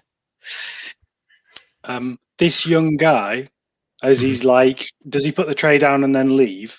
He goes to leave, but if you want to intercept him, you can. Yeah, I'm gonna kind of like lean in and say, I've been up all night. I need something a bit stronger, and I don't mean coffee. He gives you an understanding nod and nips out and comes back a little bit later with a separate small teapot, which, if you were to sniff it, has some very potent fumes coming from it. And he gives you a separate bone china teacup and a small pot on your own little tray, and he gives you a little wink and leaves. Thank you, my good man. Yeah, stick to mine. I'll pour some tea from a reasonable height. Judge it. There are also slices of lemon on the tray if you would prefer to have lemon rather than milk. I judge it and I have a sniff. I'd like to know what kind of tea it is. Oh, give me okay. Give me a cogs roll, please. It's not that difficult, but that'll be a 5. 5. Yeah, that's enough. So, what type of tea is it? It's Earl Grey. And so I'll have a bit of lemon. Yeah, he nods approvingly. Does anybody else do anything specific with tea? Yep. I pour it from high so I can see the color of it. And I'm quite sure it's too light for Frank's taste. So he goes, weak. Like croquet players. Weak. And then he squeezes 4 slices of lemon into his cup. Did you say weak like croquet or weak like cricket players? Cricket seems to be the weakest ones. Yeah. And he nods approvingly and sips his tea and glances at you, Lewis. I just pour a standard cup of tea. Just I've seen what the others have done. No fuss with me. Just pour some tea, bit of milk, and I drink it. He nods and he goes, right, thank you for coming, gentlemen, miss. This is serious business. I must show you to the utmost secrecy. You are now agents of the Crown. The LCA, the Lawn Croquet Association, is not merely the representation of the greatest sport on God's own earth, but also the most secret of Her Majesty's Secret Services. We do the jobs that other members of the government and our forces may not. We go where others fear to tread. And one of our finest agents was Professor Dorothea McTavish. Her expedition to Egypt to discover the Spinosaurus was merely a cover to discover something that we had heard merely rumours of. We heard rumours of something called the Eye of the Sphinx. What it is, we do not know. But all we do know is that McTavish said she'd found it.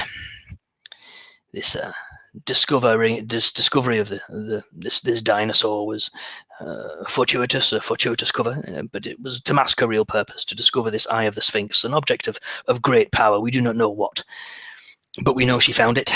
She said she was keeping it safe, And once the heat had died down from her return to London, she was going to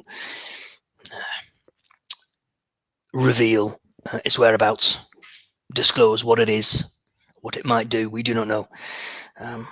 But we fear that is what her abductors were after. It has all the hallmarks of a vicious, ruthless mercenary, a dealer and dabbler of secrets, a seller of betrayed. They work for the highest bidder, someone we know only as the Moth. Their identity is unknown. They have clashed with McTavish on many an occasion. Sometimes she comes off the best, other times they. But this ruthlessness, this brazen abduction in broad, early evening, is their particular modus operandi. I would like to. I fear that we cannot work fast enough. I fear that we may be infiltrated by the Moth's agents. You are unknown to them. You are a dangerous and unknown.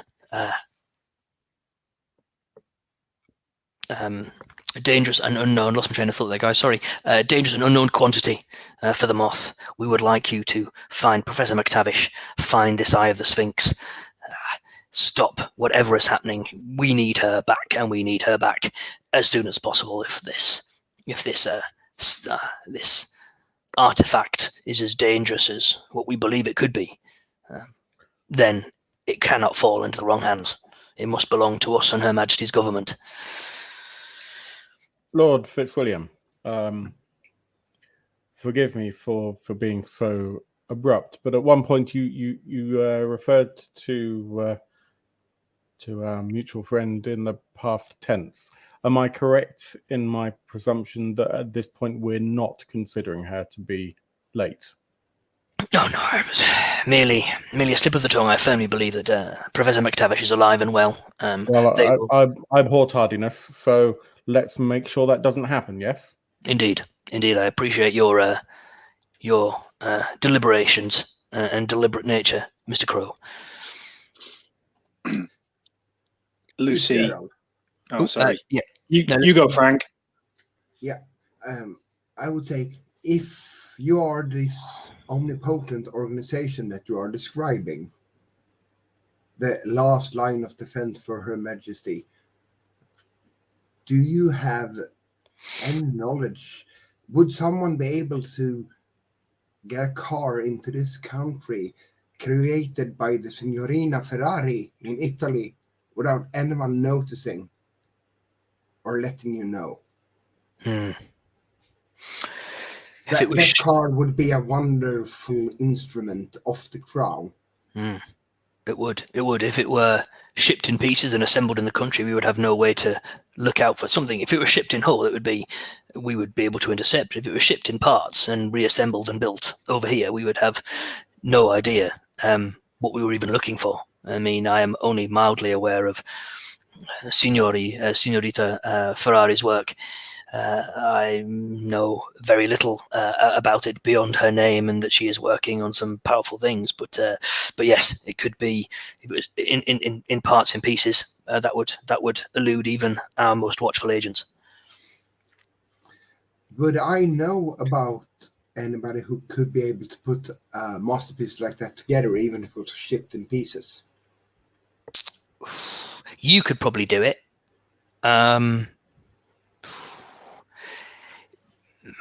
Maybe one or two others who might be able to, but they're maybe one you could come up with.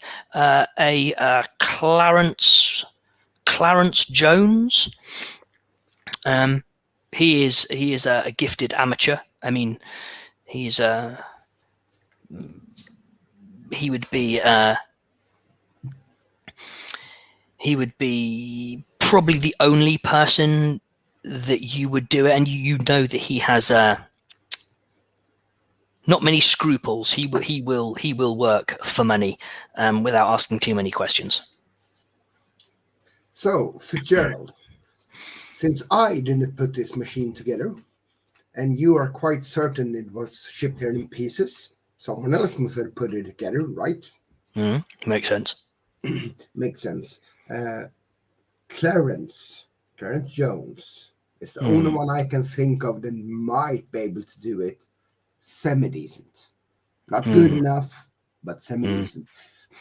Anyone else would put Signorina Ferrari's work to shame. You might want to look into that one. No, that is a good lead to follow. My thanks, Mr. Cogswell. Well, He is nothing if not... The moth is nothing if not meticulous. They could be planning this for... They could have been... As soon as the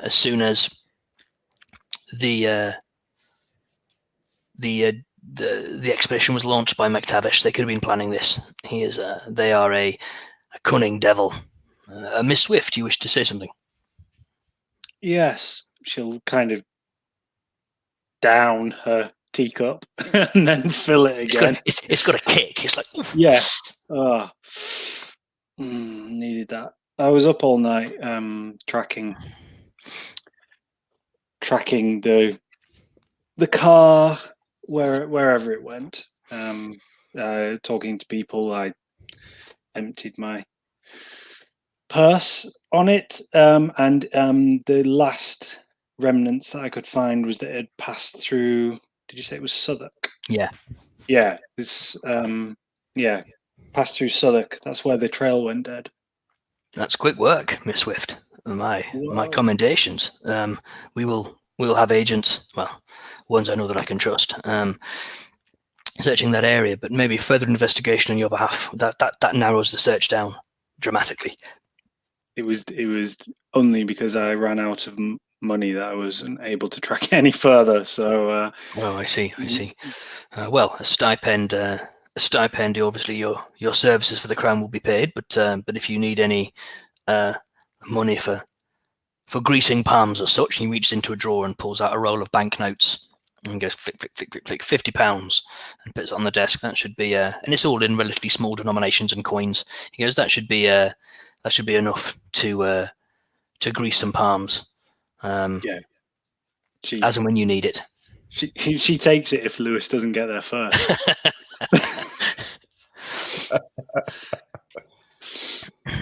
Yeah, she just kind of gives a nod and goes back to her brandy. Probably. There's brandy in the tea. Yeah, okay, excellent. Lewis, do you add anything to this? Yeah, I think he'd probably be quite. He wouldn't be sort of in his well-to-do voice, so he'd be sort of, well, I don't know about you guys, but I was shot at with a couple of pistols last night. I'm not quite sure what the profit is here for me.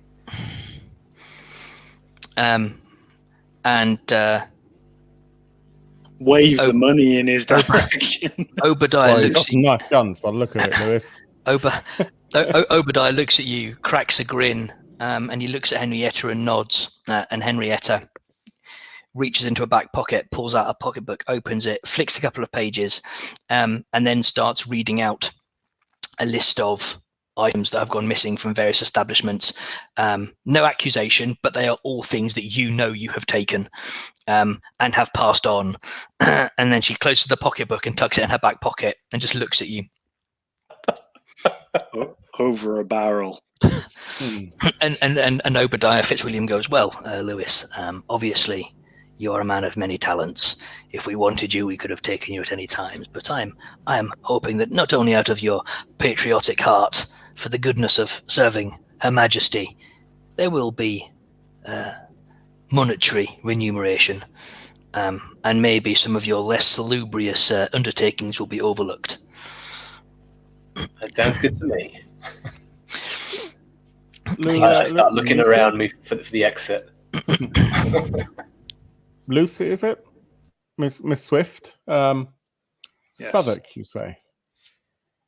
Yes, that's where the trail went dead. There was some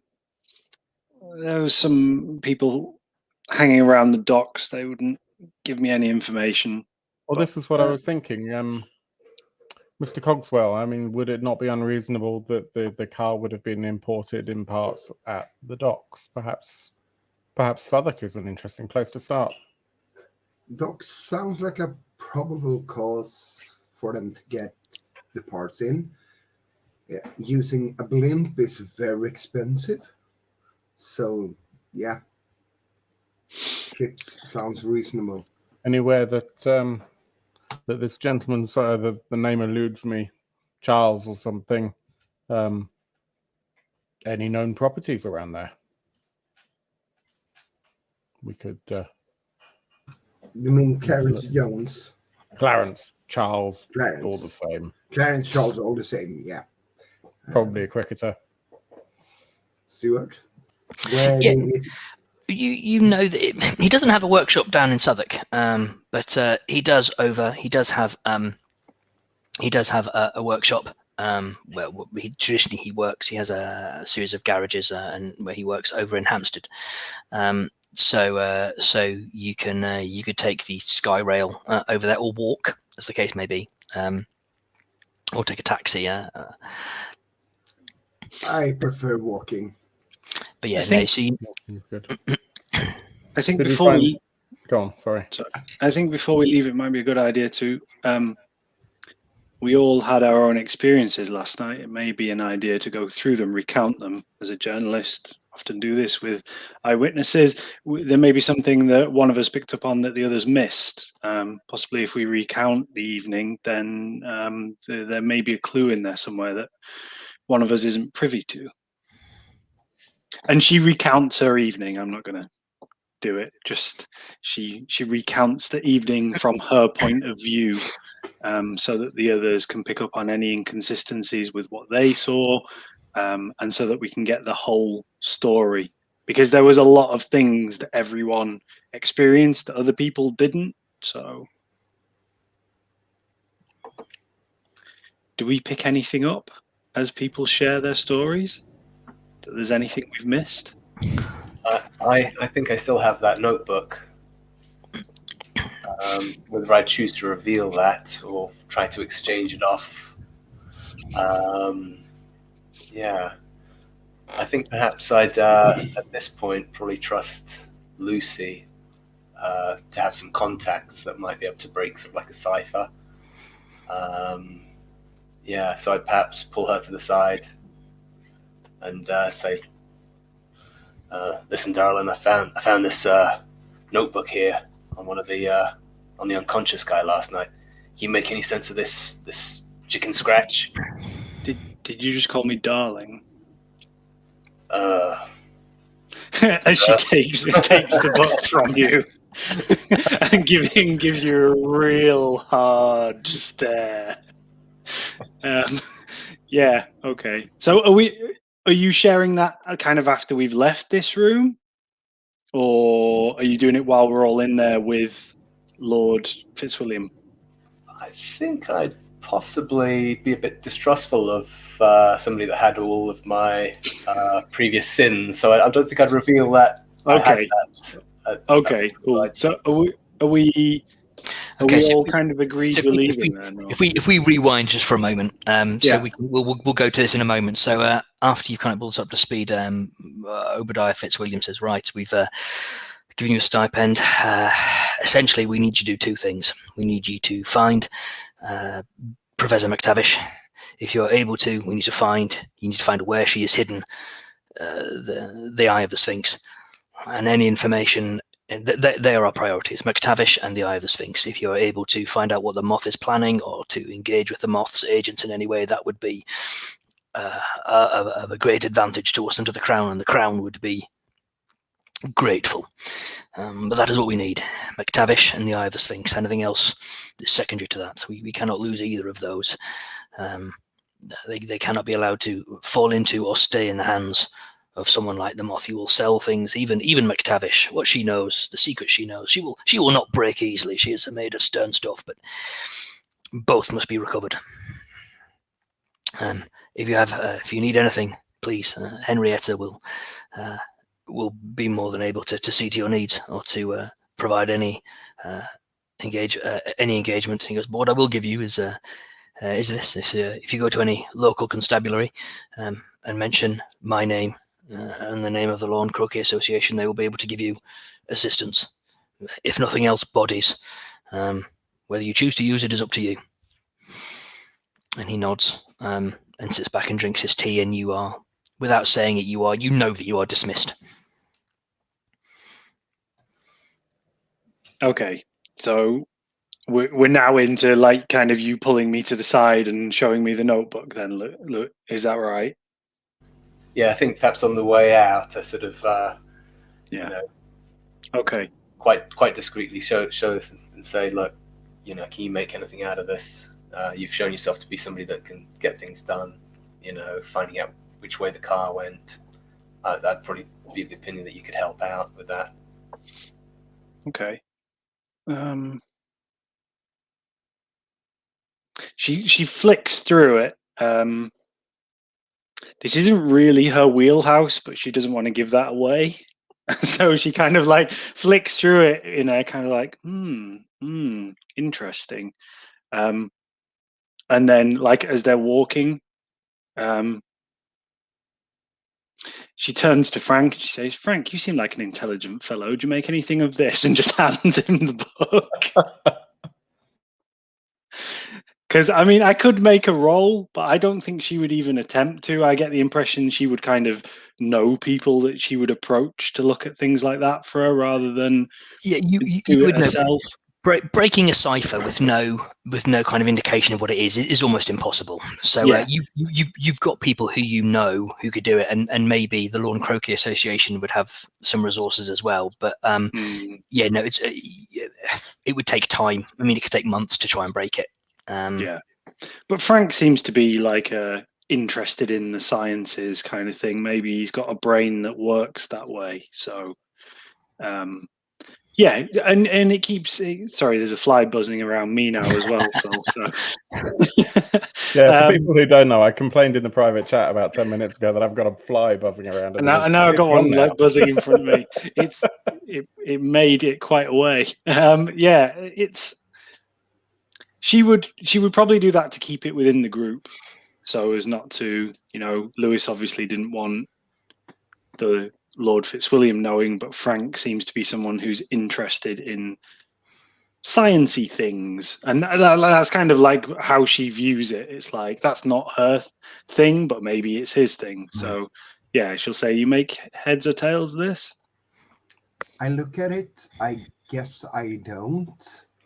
No.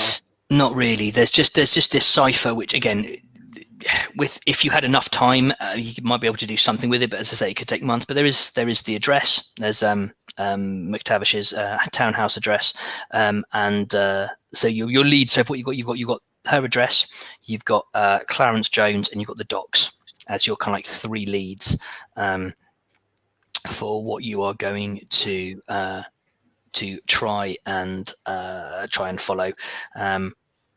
What your plans? There's also, and I don't know if this was just something that I misinterpreted, but when I was listening to some of the workers at the Albert Hall, it's strange because they didn't. They were talking about Professor McTavish, and they were talking. I thought they were talking about what she was presenting that day, but then when they referred to it, they called the thing an item or an artifact, and I presumed that to mean the dinosaur, but maybe in actual fact they meant something else, and the people I overheard were the ones who actually were planning to do something that evening. So there may be a lead there as well in some of the people that were working at the Albert Hall. Maybe they overheard someone, because you'd think if they knew what it was, maybe they wouldn't have called it an item or an artifact. I mean, it's a great big bloody skeleton, but maybe they weren't privy to it. So, and something to bear in mind. I'd have thought that if they were referring to that, it doesn't sound like they have it. I think they were trying to get the professor so that they can get it. So I don't think it was there. That might be a dead end. My feeling is that the Clarence, is it? He might be a decent lead, personally. We don't know that there's anything at the docks anymore. We don't know that there's anything at the professor's townhouse. So I think if we can speak to this guy and he has had something to do with it, we'll be able to persuade him to let us know where he's delivered it to, who's picked it up, something like that. Also have more money now to ask people at the docks. Frank is also, to be honest, quite keen on talking to Clarence, because Frank is a bit hurt that he's not the one approached the reconstructed vehicle. If it's been moved into the counter in parts and he's not part of it, that kind of pisses him off. And also, if Clarence is involved in this and has gotten Dottie kidnapped, Dottie has provided him with interesting projects and ideas to construct. Frank might not be the most, how should I put it, imaginative guy, but if he gets presented with a problem to solve, that is his forte. And Dottie has presented problems to solve that he couldn't even think about being problems. And that's why I like Dottie. And now this Clarence fella, not only has he stolen what probably should have been Frank's gig, but it also been part of kidnapping Dottie. So yeah, I want to go after Clarence. That sounds like a plan. I mean, you can split the party. It's up to you. But if you want to stick together, Clarence is Frank. You know where Clarence's workshops are in Hampstead. Again, if you go by foot, it will take you quite well. There are other modes of transport. As I say, you've got the Sky Rail, you've got taxis, horseback, sedan chair, rickshaw, foot. How do you make your way to Clarence Jones's workshops in Hampstead?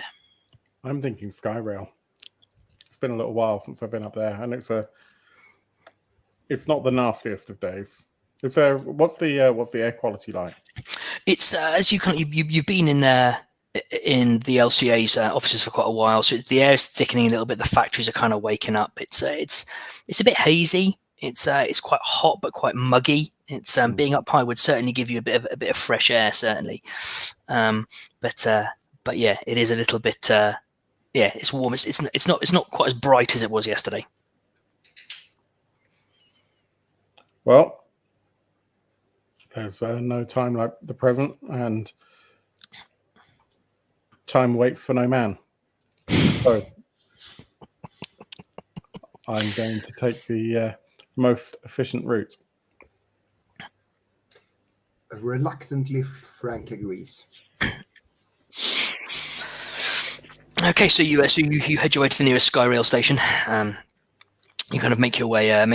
It's you kind of got these stairs. It's quite a big open thing. You go in up to the ground floor. You pay $1 to get your ticket, and you make your way onto the Sky Rail. And you have to wait a few minutes for one to turn up.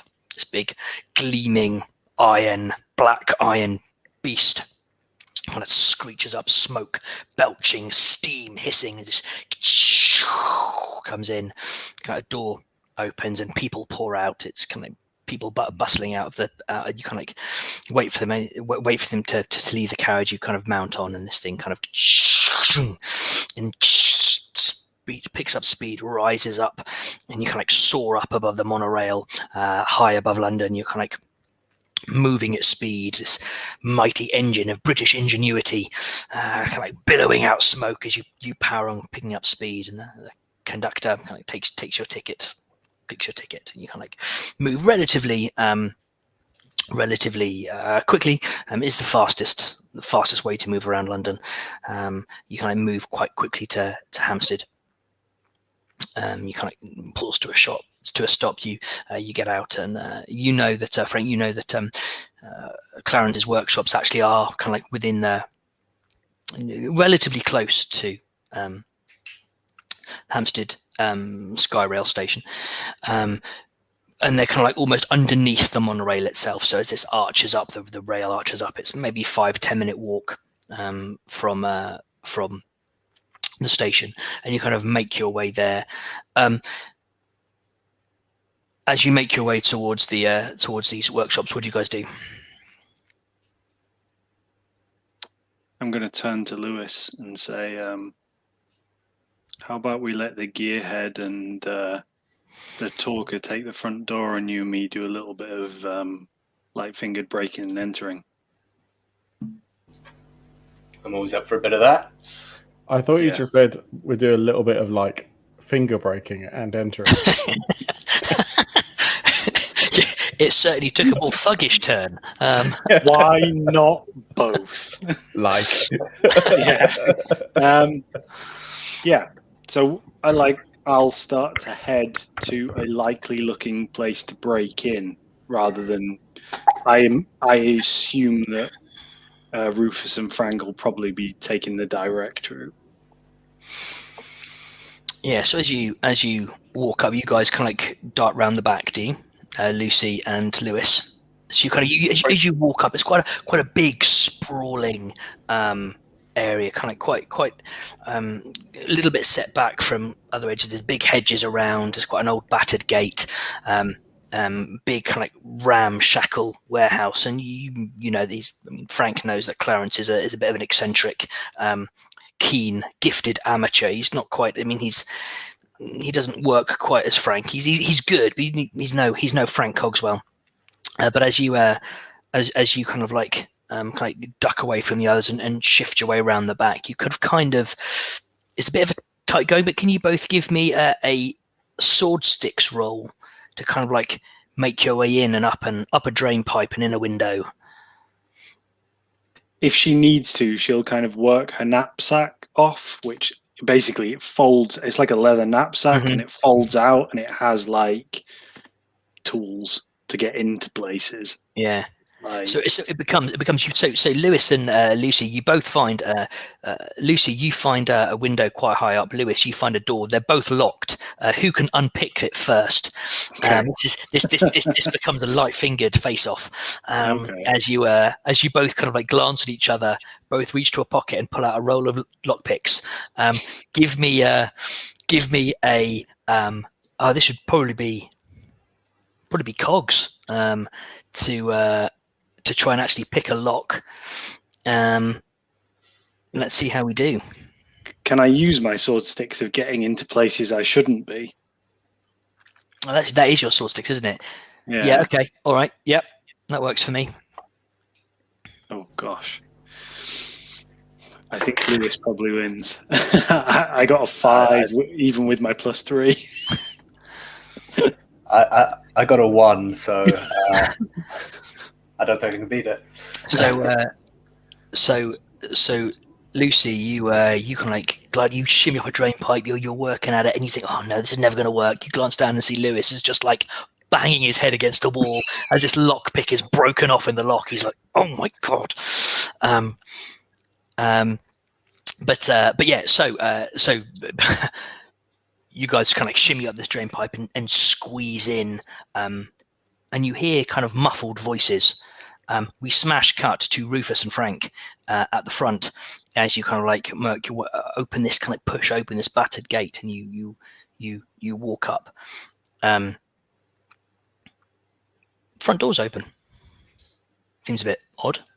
Just the front door of this workshop is open. I shout out, Clarence, you technical hack!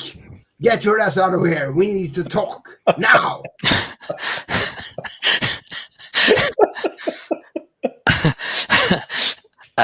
Lucy and Lewis, you hear this. You hear Frank's booming voice. Rufus and Frank, you hear a sort of muffled cry that's very cut off very quickly. Lucy and Lewis, you hear a bit clearer because you're inside. You hear much clearlier, Frank, help! And then a voice is cut off. I think the first thing I would do is literally take off my hat and just go, oh. And then as we hear that, I kind of get my cane and kind of lift it up to, sort of hitting someone over the head height, and just make eye contact with Frank and gesture that we need to go in. So you guys pile in. Lucy and Lewis, what do you guys do? You're kind of like up on the upper floor in a room that you kind of, it's full of like junk. There's just like strewn bits of metal. There's cogs. There's tools, sketches, and diagrams all over the place. It's kind of clearly a bit of a rubbish dumping room up here. But there is a door that is currently closed. Also, is ajar, so it's just slightly open. I'd probably take out the dual pistols that I stole the previous night and cock them silently, offer one to Lucy. I don't know if she'd accept. Maybe in this situation she would. Yeah, she would reluctantly take one. Did we hear that you said, when you were first describing it, you said that we heard voices, but kind of muffled. Yeah. Did we hear that same Frank help kind of cut off thing as well? Yes. So Frank and Rufus just heard a muffled cry cut off. You actually heard the words "Frank, help," because you're indoors. You're a bit closer. Okay, all right. And was it coming from behind that door? But you're pretty. Okay. I kind of look to Lewis and be like, on 3?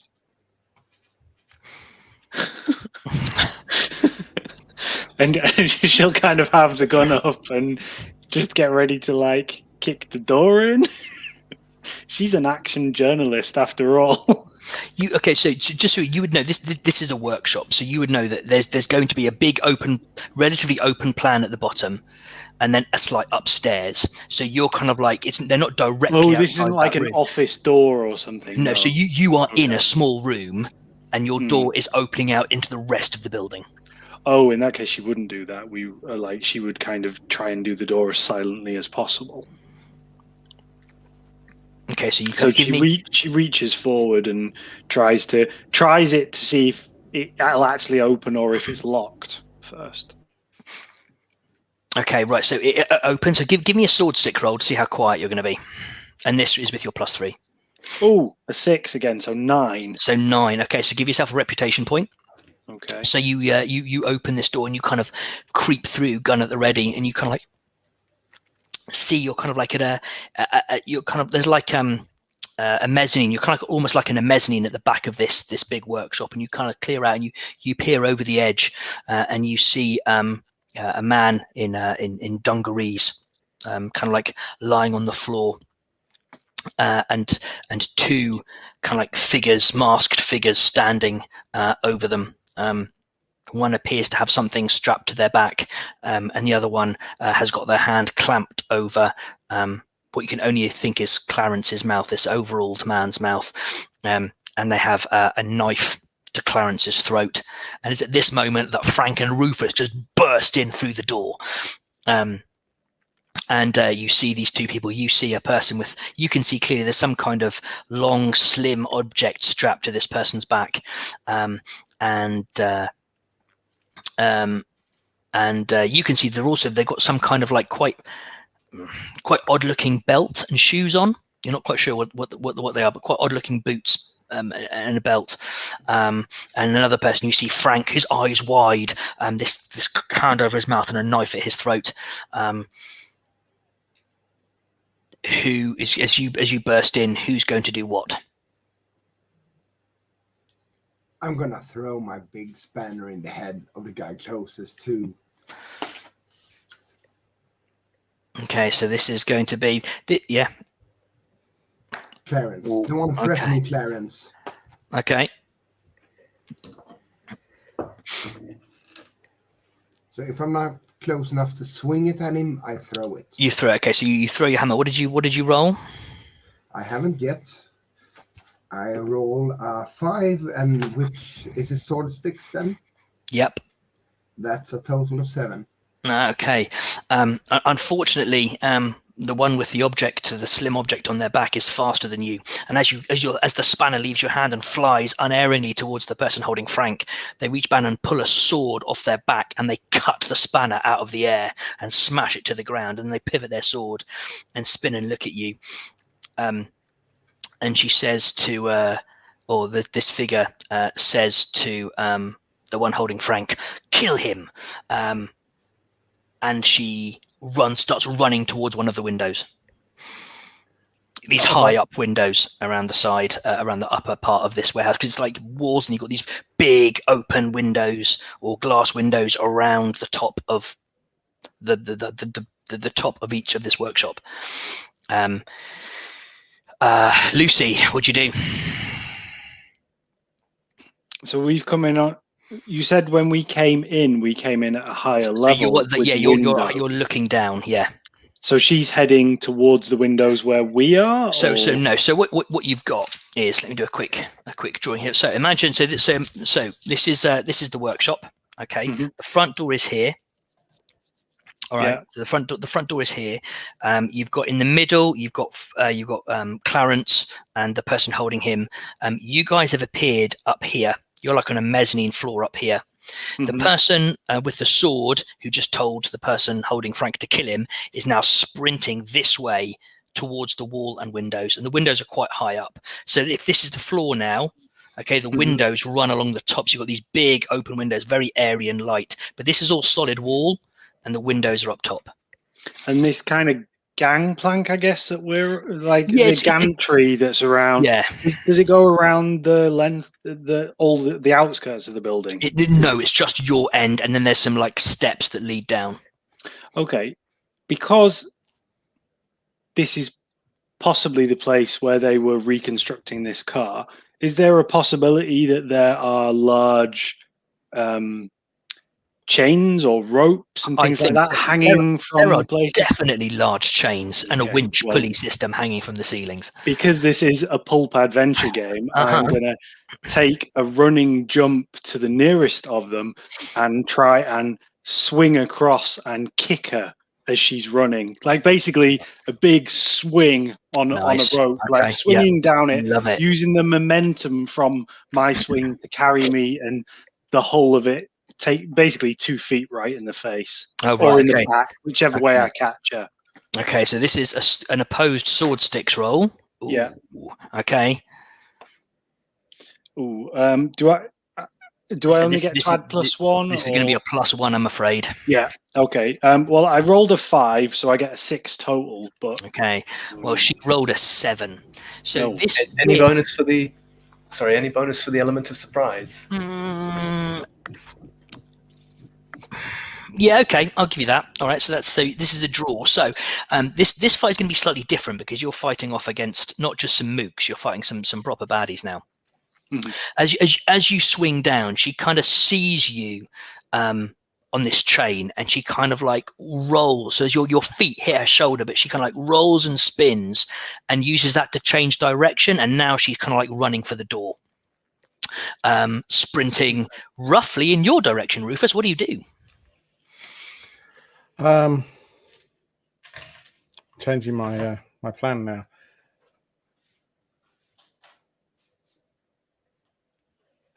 I'm going to run at her, throw my sort of plant my cane into the floor to act almost like we do alpine walking. I'm going to use it to push myself down so that I can go feet first against her feet, and then lift the stick up as well.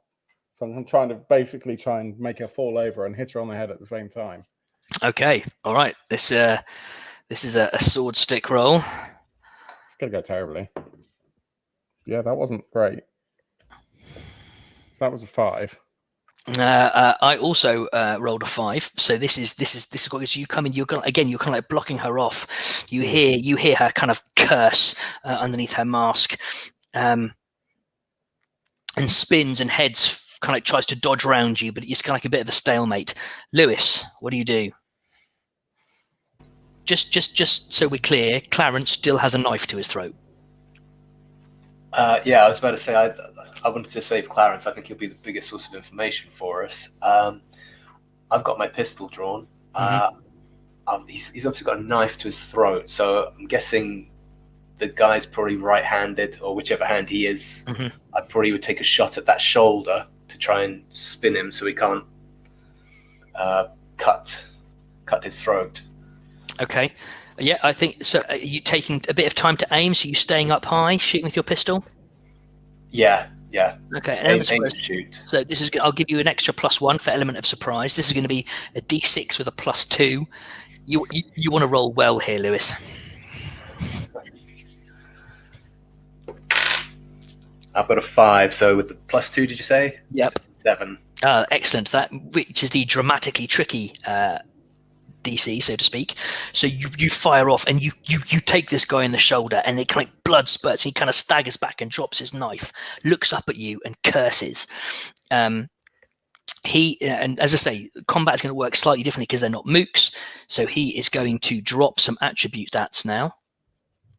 But what he's going to do to you, Lewis, is he's going to reach with his other hand and pull out a weird-looking gun. You're not quite sure what it is, but he points at you and it kind of glows slightly, and he shoots, and an arc of electricity blasts out the end of it.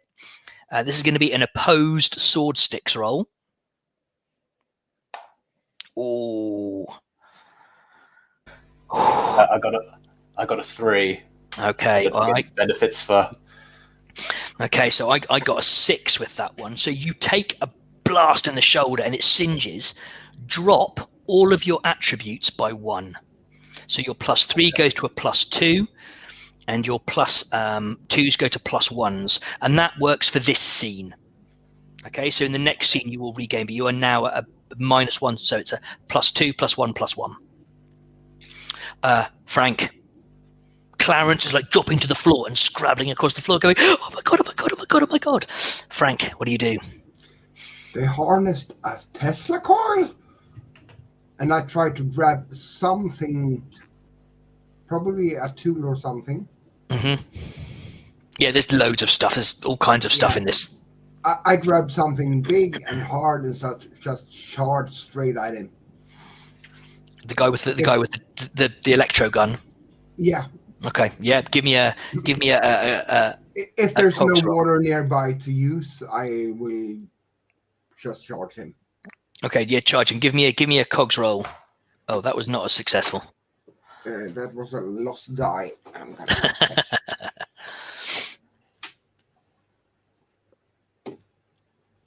gonna 6 in total. Okay, well, you beat me. I got a 5 because he's wounded, and so his attributes have dropped down. So you come in and just whereabouts do you hit him? Where do you clock this guy with this tool? Probably head. And right, so he's not good enough. Okay, yeah. Right. So you smack this guy, so he now drops down to that. So he kind of staggers backwards, clutching his head. He drops this gun, and he's clutching his head, but he's staggering back. He's still not quite down. He's still not quite out yet. Lucy, you kind of this chain has swung down. You kind of kicked this woman in the shoulder, but she rolled and carried on running. What do you do? She's facing off with Rufus now, right? Mm-hmm. So she's kind of in close combat, and well, I've kind of slid along the floor and tried to hit her. So I kind of kicked her in the feet a bit, but she didn't really go down, did she? Yeah, so she's so are you like on the floor now then? Yeah, so I'm kind of on if I was to take a shot, like I'm worried about hitting you see. So. You'd have to shoot really badly. I'm basically lying on the floor like this. She's nearby enough that a really bad roll will not go well for Rufus. Okay. I'll take that chance. Nice. Okay. So this is an opposed roll. I know where you live, roughly. What? Am I just getting plus? Remember, you can use your reputation points to re-roll. Just to remind yourself, you can use your reputation points to re-roll. Okay. And am I just adding +1 from my sword stick? A +1, yeah. Okay, I'm going to re-roll that because I rolled a 2. So okay. I will deduct 1 of my 2 reputation points. There, 1. Okay, well, that was worth it, I suppose. A 6. So a 5+1. Okay, right. So unfortunately, fortunately you don't hit Rufus, but Okay. what she does, because she rolled really well, because she's a proper, quite high level baddie. She spins with her sword. She cuts your bullet out of the air. Okay, and then slaps a button on her belt, and you hear this high pitched happen. But nothing else kind of happens at the moment. Rufus.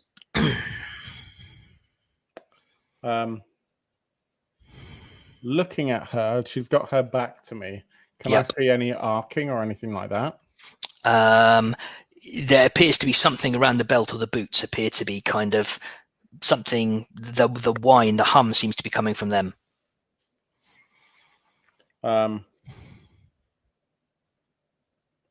Just trying to think for a second. Bear with me.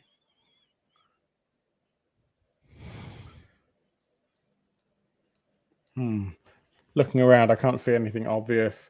But I think I can see one of those dollies that that the worksmen use under cars, like yeah. And she's kind of turned away from me. I'm going to try and reach for one and just try as hard as I can, just in the nick of time, to slide it so that it hits her in the feet and maybe throws her over. Okay, all right. I'm going to give you, because she's not expecting that. You can have extra +1 with that. Cool. Ooh, not a great roll. I just got a natural 6. Okay, right. And so Swordsticks is my +3 one as well, if you'll allow me to see the in the nick of time. Yeah, go for it. Well, I rolled a 6, but you've beaten that anyway. So this little dolly kind of comes around and smacks her, and this wine goes, and these sparks come off the boots, and she curses at you and goes, "You fool! Do you have any idea how much they cost?" We are up to Lewis. You've just been shot with some kind of electric arc gun. What do you do? This person's still staggering around. Oh, and she's actually, because you hit her, she goes down. She drops her attributes. Lewis, what'd you do? There are other chains hanging around. Yep, there's loads. There's chains. There's like sacking. There's various bits of machinery, things that look like engines. There's tires. There's all kinds of stuff. Lovely. Anything, obviously, sort of over either of the two assailants? Yeah, there's like a winch and pulley system that runs on a track with chains and a hook hanging on it that's quite nearby that you could grab on and swing and like move across the roof if you wanted to. That sounds good to me. Yeah, I'll jump onto that. Try to get down to their level. I mean, are they in the way of the winch? Could I somehow hook one of them as I dismount? That would make your check slightly more difficult, but go for it. Let's go for it. Yeah. Okay. So give me a Swordsticks roll. Who are you going for? The woman in the boots with the sword, or the very injured guy? Let's go with the woman in the boots. Okay. Take her off the ground. I think those boots do something. That's not good. It's 2, so 2 + 2, 4. Okay, so no, she rolled much better. But what happens is, as you kind of like swing down and land, she kind of like kicks you in the knee. So can you drop your other attributes down? I'm afraid, please, to a +1, and that's it. So, and one more hit, and you're out of this scene. Okay, so that's how it works. The woman with the sword is gonna turn round, and she's going to go right. So she is going to lunge at you, Rufus, because you hit her. So this is going to be an opposed Swordsticks roll. Do I get any modifiers on that? Just a +1, I think. Realistic. I don't know. Okay. In the nick of time. You're on the floor. I can't read. Just a +1. Okay. That leaves a total of 6. Okay, nice. I also rolled a 6, so she comes in with this sword. You kind of like parry it with a watch chain or something. I don't know.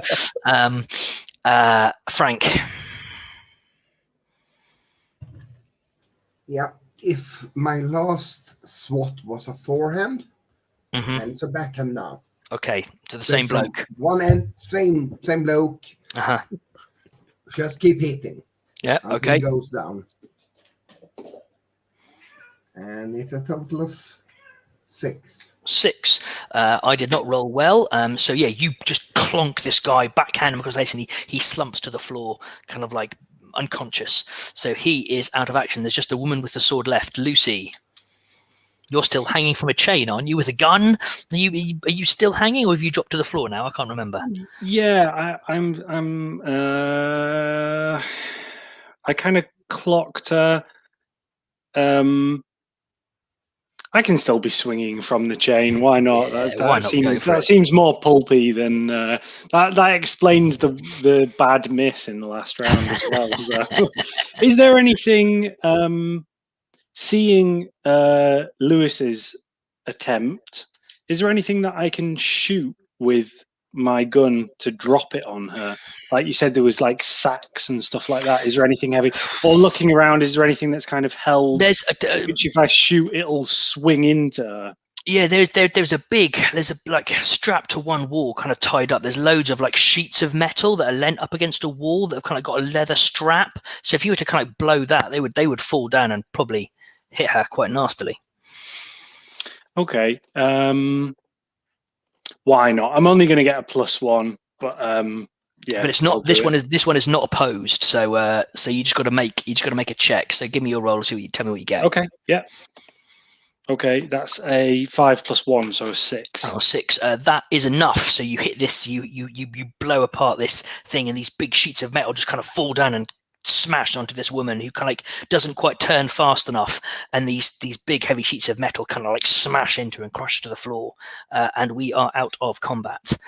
As one man is basically beaten unconscious, and this woman is kind of like crushed underneath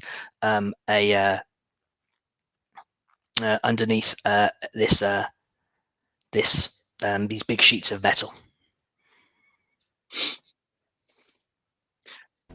I'll walk over to Rufus and offer my hand to help him up, as soon as he's on the floor. And Frank goes for the magnificent toy that harness electricity.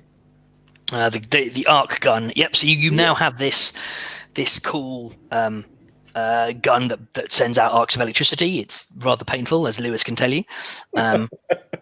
This woman is still conscious underneath the sheets. By the way, she's not completely unconscious, but she is badly injured. The arc gun, is it something I've heard of before, or is this a brand new thing? I mean, obviously it's based on the work of Tesla. But everything is experimented to get it this more. You know that people have had like quite big bulky things with backpacks, but to get something this compact into the size of a large pistol is quite remarkable. Yeah, so I'm kind of like a kid in a candy shop. Yes, basically you've got this thing. You're like, oh, this is glorious! Yes, oh, wonderful, fabulous. So no, this you are almost now completely oblivious to everything else as you poke this thing and work out where the power coil is and how does it work, and yeah. How are you holding up there, Lewis? Yeah, I'm going to sort of perhaps hobble over to the woman, make sure she hasn't got any other weapons or is going to draw anything. Or valuables.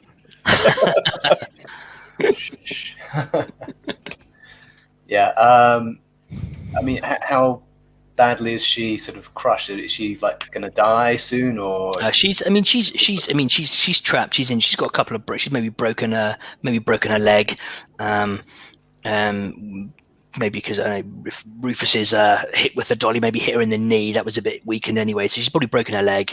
But she's kind of like she's angry. And you just hear her say something like, "The moth lives." Okay, I think at this point I'd probably try and see if she's got any capsule in her mouth. Try and take it out. Yeah, if you pull the mask off, you can see her mouth is open and she's about to try and bite down. Yeah, I take the pistol that I've still got, just shove it in her mouth or something. but then look of utter rage in her eyes as she is helplessly pinned with a gun handle shoved in her mouth to stop her biting down on this cyanide capsule. Okay, who wants to do something else? Oh, you've also got Clarence cowering in the corner under a workbench, sobbing to himself.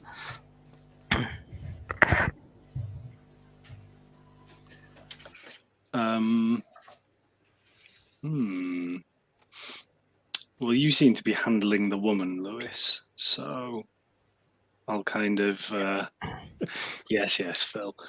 Philip. I know. Hey, I went to uni with this guy. I'll try and drag Frank away from his new toy and say, shouldn't you be talking to your friend over there? Yeah, sure, whatever. And I put the toy, because it is a toy, down into my inner pockets, because it's mine. I want to explore it more. And then I go over to Clarence. Clarence, you hack! What have you gotten yourself into? They just, all they wanted to do was build this. Oh man, you know, Signorina Ferrari, she's been working on these amazing things. I had a chance to build one, Frank. I had a chance to build one, and they were paying me big money. I mean, I'd have done it for free, but they shipped all the bits in. I built it. Oh man, it was amazing. They were coming to pay me. Don't know what, but I was expecting payment today, and they turned up maybe 5-10 minutes before you, and they pulled a knife on me. I mean, this is just crazy, Frank. Crazy. Were these the same guys that commissioned the work? Well, I mean, yeah. That woman with the sword, I've seen her. She's not like the big dog. She's like his lieutenant, his right hand woman or something. But no, they were paying me hundreds of pounds, Frank, hundreds of pounds. And I've done it to look at Ferrari's work, Frank. Oh my God, it's beautiful. It is a joy to behold. You should have called me. Oh. You should have called me, my friend.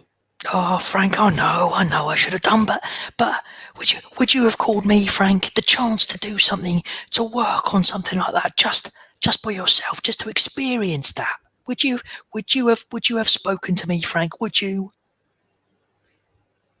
No, I wouldn't. But you are not me. Well, I can kind of see your logic there, Frank. But even so, you can't begrudge me this.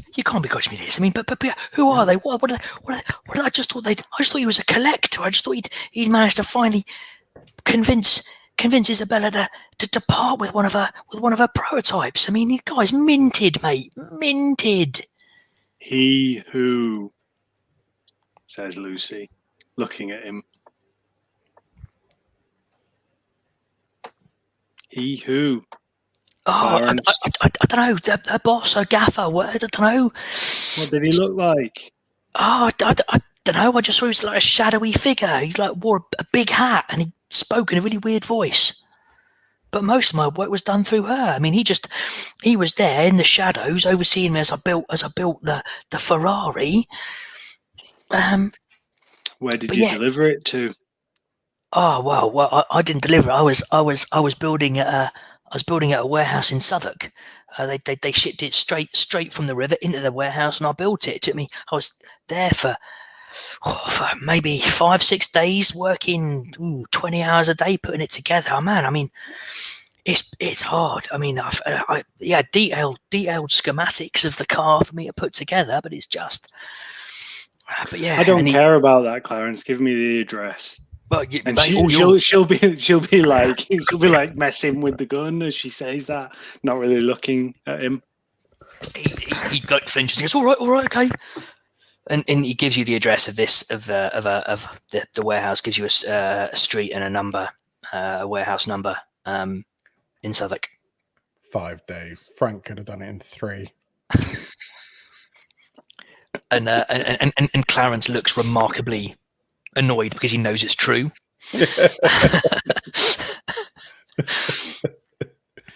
But of course, he probably intentionally took 5 days just to enjoy it.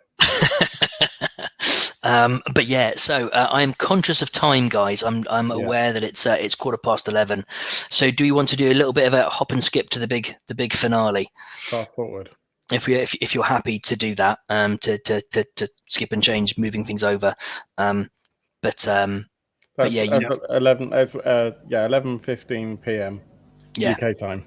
UK time. So we're gonna hop and skip and jump. You manage to get the local constabulary to pick up this woman.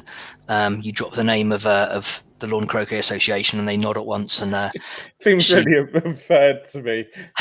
all right, Gav, Lawn Croquet Association. Oh, all right then. So she's whisked off to an unknown place for questioning. But you can you make your way to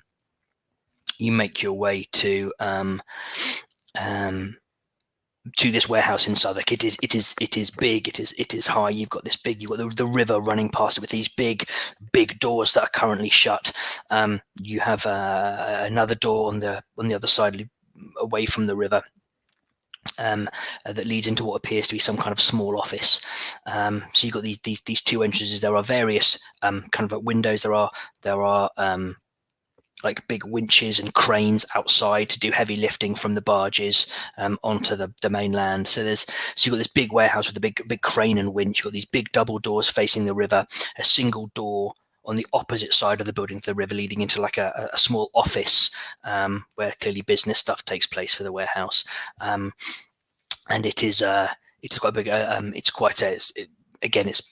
quite maybe mid-afternoon by this point. Lewis, you are now back up. You're now back up and healed after that moment. If this was like a campaign or not a one shot, it would maybe take you a little bit longer to heal. But one shot rules. Boom! Next scene, you're good to go. So you're back up to full strength. What do you guys do? Frank goes to the building where he suspects the workshop is. Yeah, so essentially, you got this warehouse. You got two entries. You can either go to the big doors next to the river. That's one way in, or you've got this like office, which is like the business side of where people might rent the warehouse or conduct business, stuff like that. Business are for scissors. Big doors are for big machines. Mm-hmm. Big doors it is. Okay, so you go to these, and they're big. They're like they're several meters tall. They're huge. Frank goes there. What do the rest of you do? I'm going to the office doors. Okay. I'm interested to see what the paper trail's like, what the provenance is of whatever it is they're working on. Okay. Lucy, Lewis. I know we fast forwarded it a little bit. Would we have had the forethought of, well, we're probably going to go to where the big dog is. Let's disguise ourselves. I don't know the sizes of the two guys that we just took down. It might be useful in gaining access to somewhere.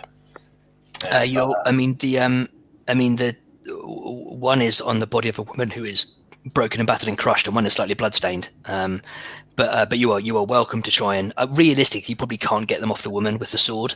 But you can probably get the uniform off the other person who Frank beat unconscious. Took a sword, though. Yeah, if anyone wants to have got a pretty decent sword. Yeah, perhaps I'd probably have thought I'll dress up, I'll disguise myself as the guy, take the sword, and then if anyone questions me, I can say, "Oh, she got caught or whatever. She got taken down." Okay. Something like that. So, but I'd probably head with Rufus towards the offices. Okay. I'll go with Frank then. Okay. I always get stuck with the fancy dress artists. Okay, so let's do Frank and let's do Lewis and Rufus first. You come up to this office door. It's locked. All right. How are you with picks, Lewis? I'm good. Well, I wasn't last time. Give it a go. I'll 6 this time, so yeah, is that a 9 with +3? Yeah, 9 with a +3. Yeah, so this time all that and just embarrassment, that losing to Lucy in the lockpicking competition, you just kneel down. It's click done, and you open it and you walk inside, and it's quite a well maintained office. There's kind of quite a lot of ledgers. It's official. You look through books, but you do hear some kind of like, it's quite a small office. Only windows out onto the street where you came in. There's kind of like shelves. There's a door leading further into the warehouse, and there are a few. You do hear some voices beyond the door. What do you guys do, or is there anything you particularly want to look for in the office? I'll obviously gesture that we need to be quiet, but I'm looking to see if there's like a safe or anything like that. You hunt around. Yeah, there is a safe. Kind of like underneath. There's underneath the back wall. There's the desk. The back wall. You kind of pull back a door, and there's a solid cast iron safe behind there with a combination lock. Okay. I'm going to look around, see if I can find the equivalent of a Post-it note. Yes, you find the equivalent of a Post-it note that has a potential combination on it. Give me a luck roll. So roll a d6 and choose odds or evens. Okay. I will go with evens. Okay, roll it. I'm going to do this completely obvious. Hopefully it's all work. Oh. Unfortunately, you can't. What you do find is a note that says, Stephen, stop writing down the combination to the safe. Just remember it. But unfortunately, not. You don't find the combination currently written down. Lewis, do you look for anything in the office, or do anything in the office? No, I'm very, very interested in the safe, but I've seen that we're probably not going to get into it without a combination. So I'm going to be looking out for, is there any guard I can coerce to give me the combination, or pretend that I'm one of the guards, I need to get into the safe, something like that. So we came in through the outside door to the office. Yep. And there's a door that leads further into the... So I'm probably going to go over, put my ear to the door, see if I can hear anything, perhaps crack it open very, very slowly and silently, see who's on the other side. Okay, so as you crack it open and peer in, what you see is a rather dishevelled looking Professor McTavish tied to a chair in the middle of a big warehouse. You see a figure in a big hat and a long coat, like face in shadow, and talking to her. But the voice feels weird. It kind of is changing modulation and pitch. It's like there's something affecting the voice. And you just hear this voice saying, "It's only a matter of time, McTavish. You will tell us where it is. The Eye of the Sphinx will be ours." And he kind of strikes her across the face. At this moment, Frank and Lucy yank open these massive doors. I'm assuming you just want to yank them open, Frank? I'm yanking open with one hand and the other one holding my new toy. Okay, excellent. So you yank open one big door and you see Professor McTavish tied to a chair, like hair all out, and she's looking defiant, and you just see this person in a hat and a long cloak backhand her across the face. You also see the Ferrari over in the corner, gleaming and glorious, and a big, you're not quite sure what it is. It's sort of covered by a tarpaulin over in the corner. You're not quite sure what it is. It's kind of vaguely, maybe humanoid shape underneath this tarpaulin. And this figure, as you open the door, spins round. You can't see their face, and they just say, "Who are you? What is going on?" I simply shoot the...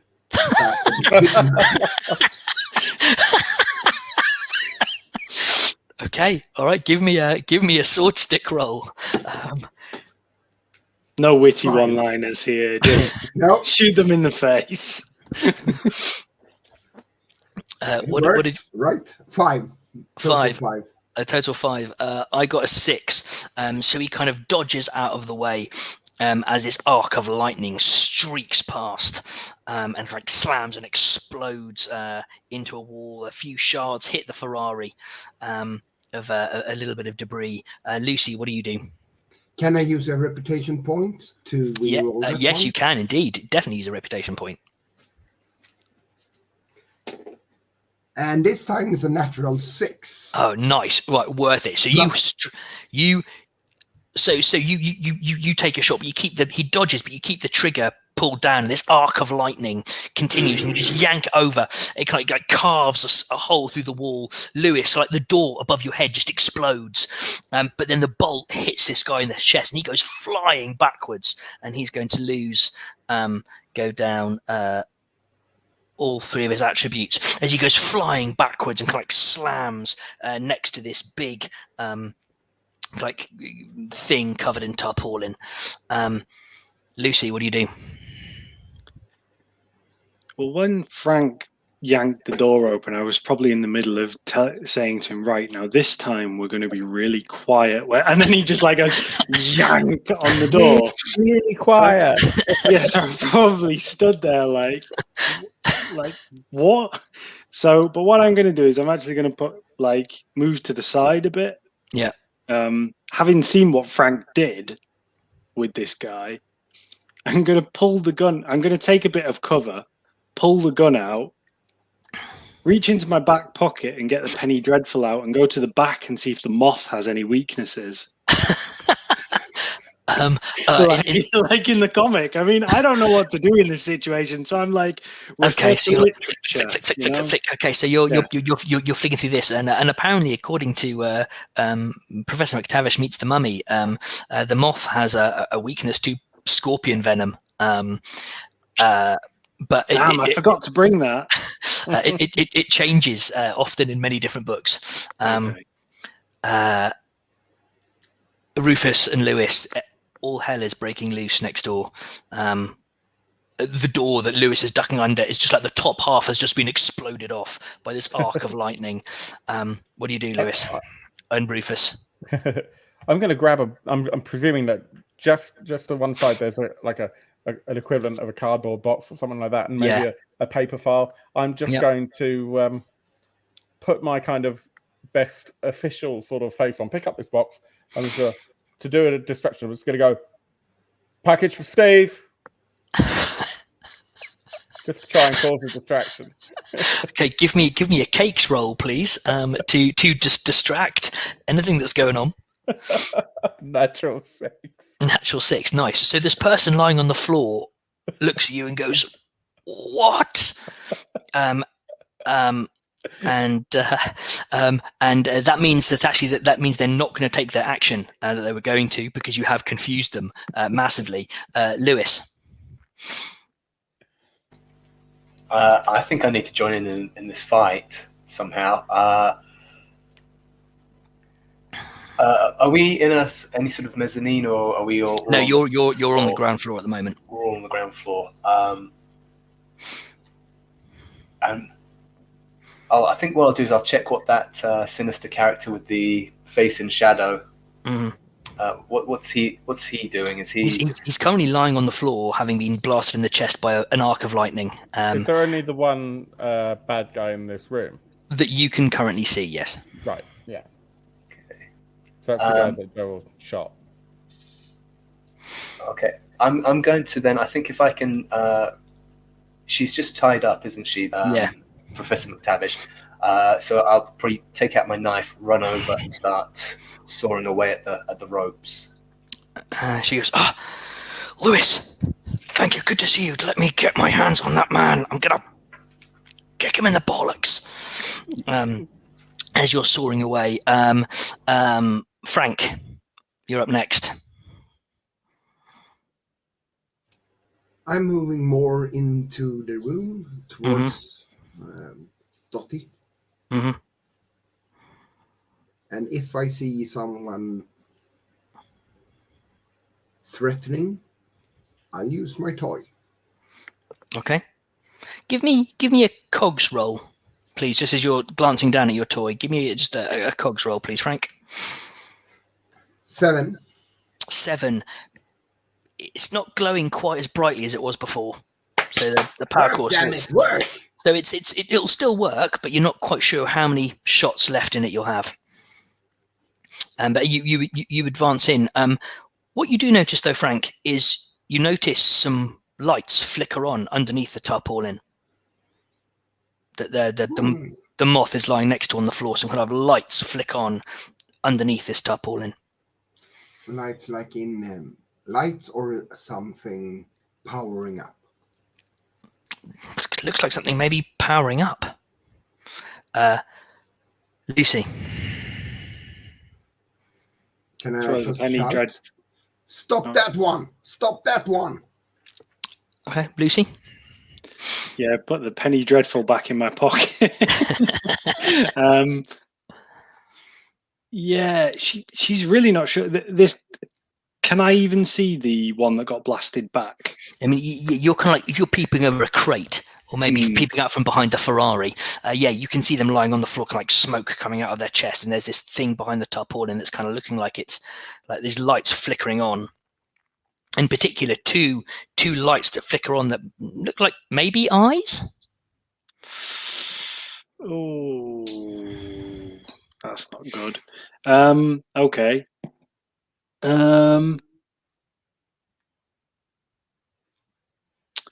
What's the light like in here? Is it quite dark? It was quite dark until you yanked open these massive big doors, and now you've got some kind of like mid-afternoon sun streaming in, so it's fairly bright.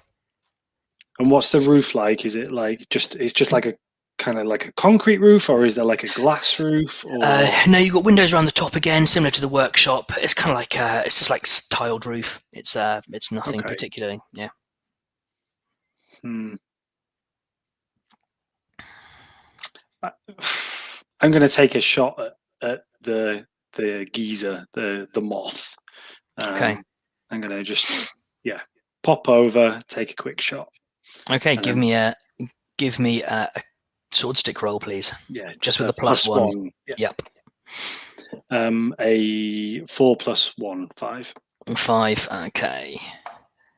He rolled a 6 + 1, so he got a 7. So he kind of like rolls out of the way and clambers to his feet, and he yanks the tarpaulin off and goes, "Finish them!" and sprints towards the door. And as he runs, you notice that his cloak kind of weirdly moves and shifts, and as it's running, kind of flaps and straightens out and becomes like moth wings as he starts running towards the River Thames. Lewis and Rufus, you're up next. Oh, and by the way, when he yanks this tarpaulin off, you see this big metal kind of like automaton kind of raises its head and stands up, and you notice that one hand is some kind of like almost like weird conductor thing. You're not quite sure. It looks like a larger version of what's in your gun, Frank. And the other hand is just like a 3-pronged pincer claw thing, and it kind of stands up with this, and you hear this as it starts to step forward as the moth heads for the door. So has these wings kind of extended as such? Yeah, it's kind of like his coat flapped out behind him and then kind of flicked up and became rigid into these wings as he runs towards the Thames. So I'm going to pull the pocket watch on a chain, and I'm just going to start kind of going and swinging it around like a bowler whip kind of thing. To try and tangle him. Nice. Okay, give me a sword stick roll, please. You're not going to believe me. Another natural 6. Nice. Keep adding it. Right. So you beat me. So you're kind of like you fling this out, and you kind of this tangles up in his wing, and he curses and stumbles, but he keeps. So he is going to go down. More attributes as he's kind of like as he stumbles, but he keeps running for the Thames. Lewis, you're currently cutting McTavish free. Yeah, how close am I to freeing her? You're really close. I mean, she could give her, if you want to leave now, give her a turn, and she'll be able to muscle her way out. She'll be able to break free. You've cut through like 2/3 of the rope, but she'll be able to wriggle her way out if you need to do something else. Okay, I'm going to. I think I'll pull out my pistol then, and while Professor McTavish is trying to wriggle her way out, I'm probably on one taking the knee, and I've just taken an aimed shot at the moth's foot, ankle, knee, something like that, just something to stop him from escaping. Okay. All right. Give me a sword stick roll then. It's a 5, so +3, is it?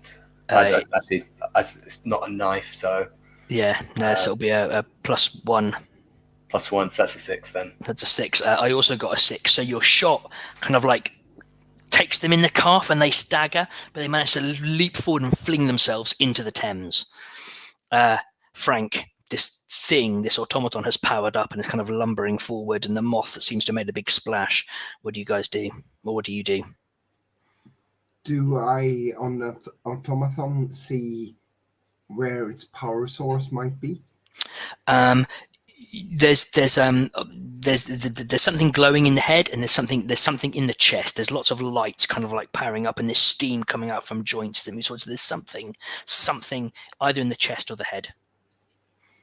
I'm going for the chest. Okay. With the electro gun. Mm-hmm. All right, give me a... Yep.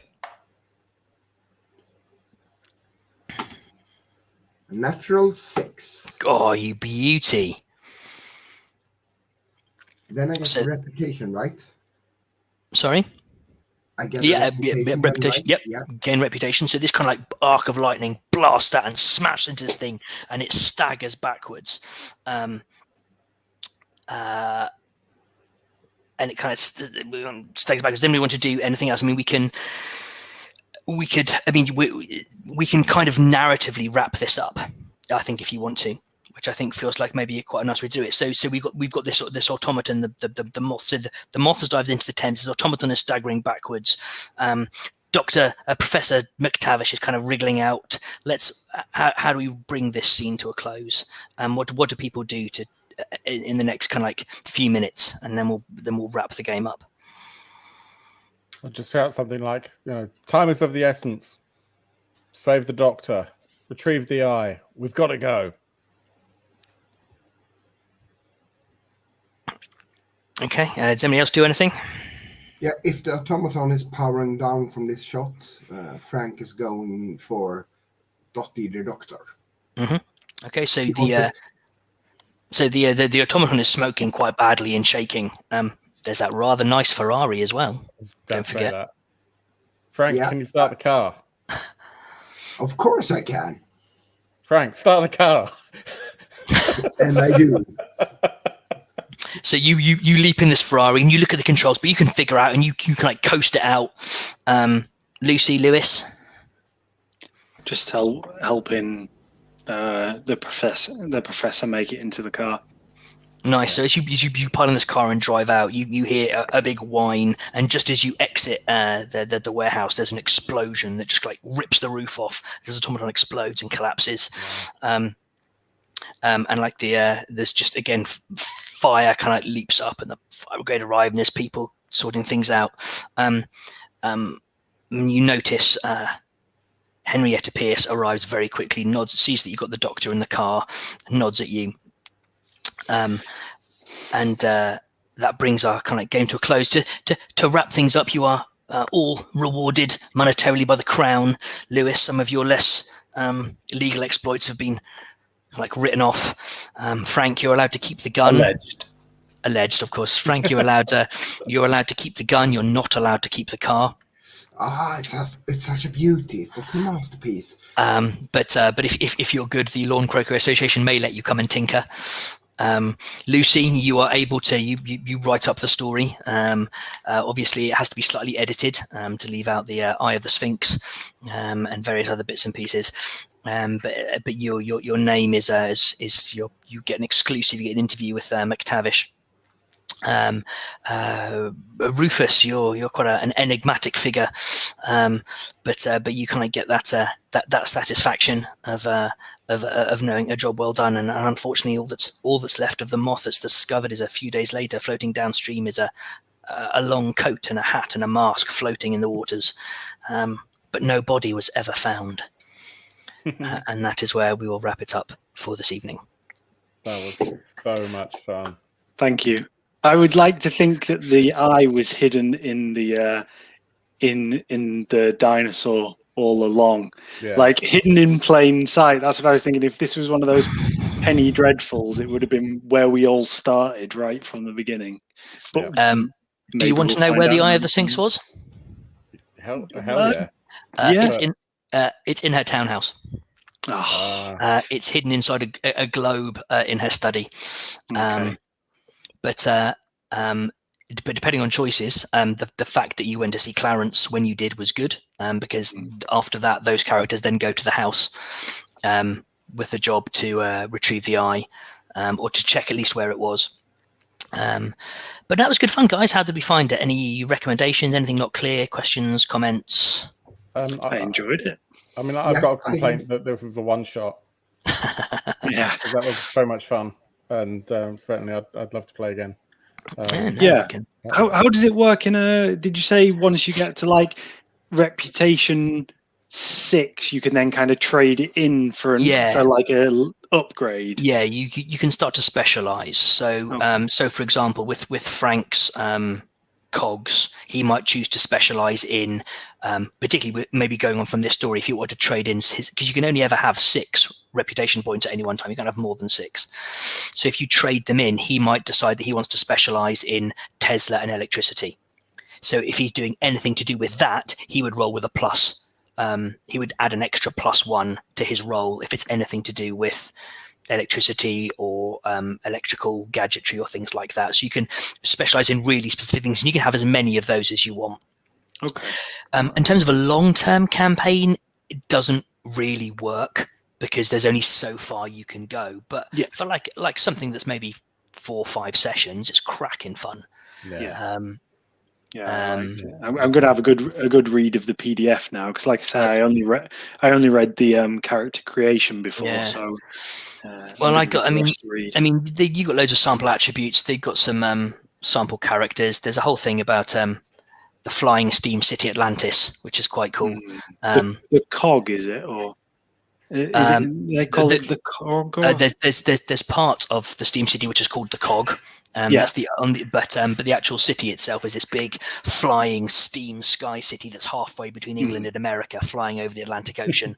Awesome. Just like flying in the air with this massive chain leading down into the sea, and it's a real source of contention because it's a huge strategic advantage. It's heavily armored and controlled by the British, so the Americans really don't want it there. But no, it's good. I mean, it's a really slim volume. It won't take you long to read it, but there's loads of ideas. The artwork in it is glorious. It's brilliantly simple but evocative, and very, very silly. I really like it. Wow, it seems like a really good place to wrap up. Thank you everyone for tuning in. Obviously, you can find us at the Dark Orb on Twitter and Facebook and all that other stuff. If you've enjoyed the show, then please like and subscribe and follow, and depending where you're looking, all that sort of stuff. GM, Stu, it's been a pleasure as always. Thank you. Where can people find you? I am on Twitter at Megatron_46. I am on other social media, but I don't really use it. I mean, I'm aware of Instagram. But no, Twitter is where you can find me. And now it's been a pleasure, gentlemen, an absolute pleasure playing tonight with you. Really good fun. It's been superb. For those who have watched like today, we do have a live show tomorrow. We're going to be running through identifying the winner of our Weird Space RPG competition. I know Yoel has certainly thrown his hat in the ring for that. We've got a few interesting entries on that competition. If you haven't competed on that already and you'd like to have the opportunity to win a copy of the Weird Space RPG core rulebook in print that I'll have to post out of my own pocket because we don't generate any revenue, then please do enter the competition. The competition's on the YouTube Kickstart Your Weekend from 2 weeks ago. Other than that, thank you everyone. Thank you Stuart for running the game. Thank you Martin, Yoel and Johnny for taking part. And again, thanks everyone for tuning in. Check out the game. It's Cogs, Cakes and Swordsticks.blogspot.com. It's distributed by Bedivius, so you can find it there as well. But with that, normally I say at this point, I hope your dice rolls are better than mine, but actually My dice rolls rocked tonight. Yeah, you guys. Awesome. Yeah, you guys. I think the only one who really suffered was Lewis. He got your rolls there went great, and I rolled surprisingly well for me as a DM. But that was quite impressive. Cool. So good night from all of us. Thanks Cheers, very much. guys. Thank you. Thank you very much.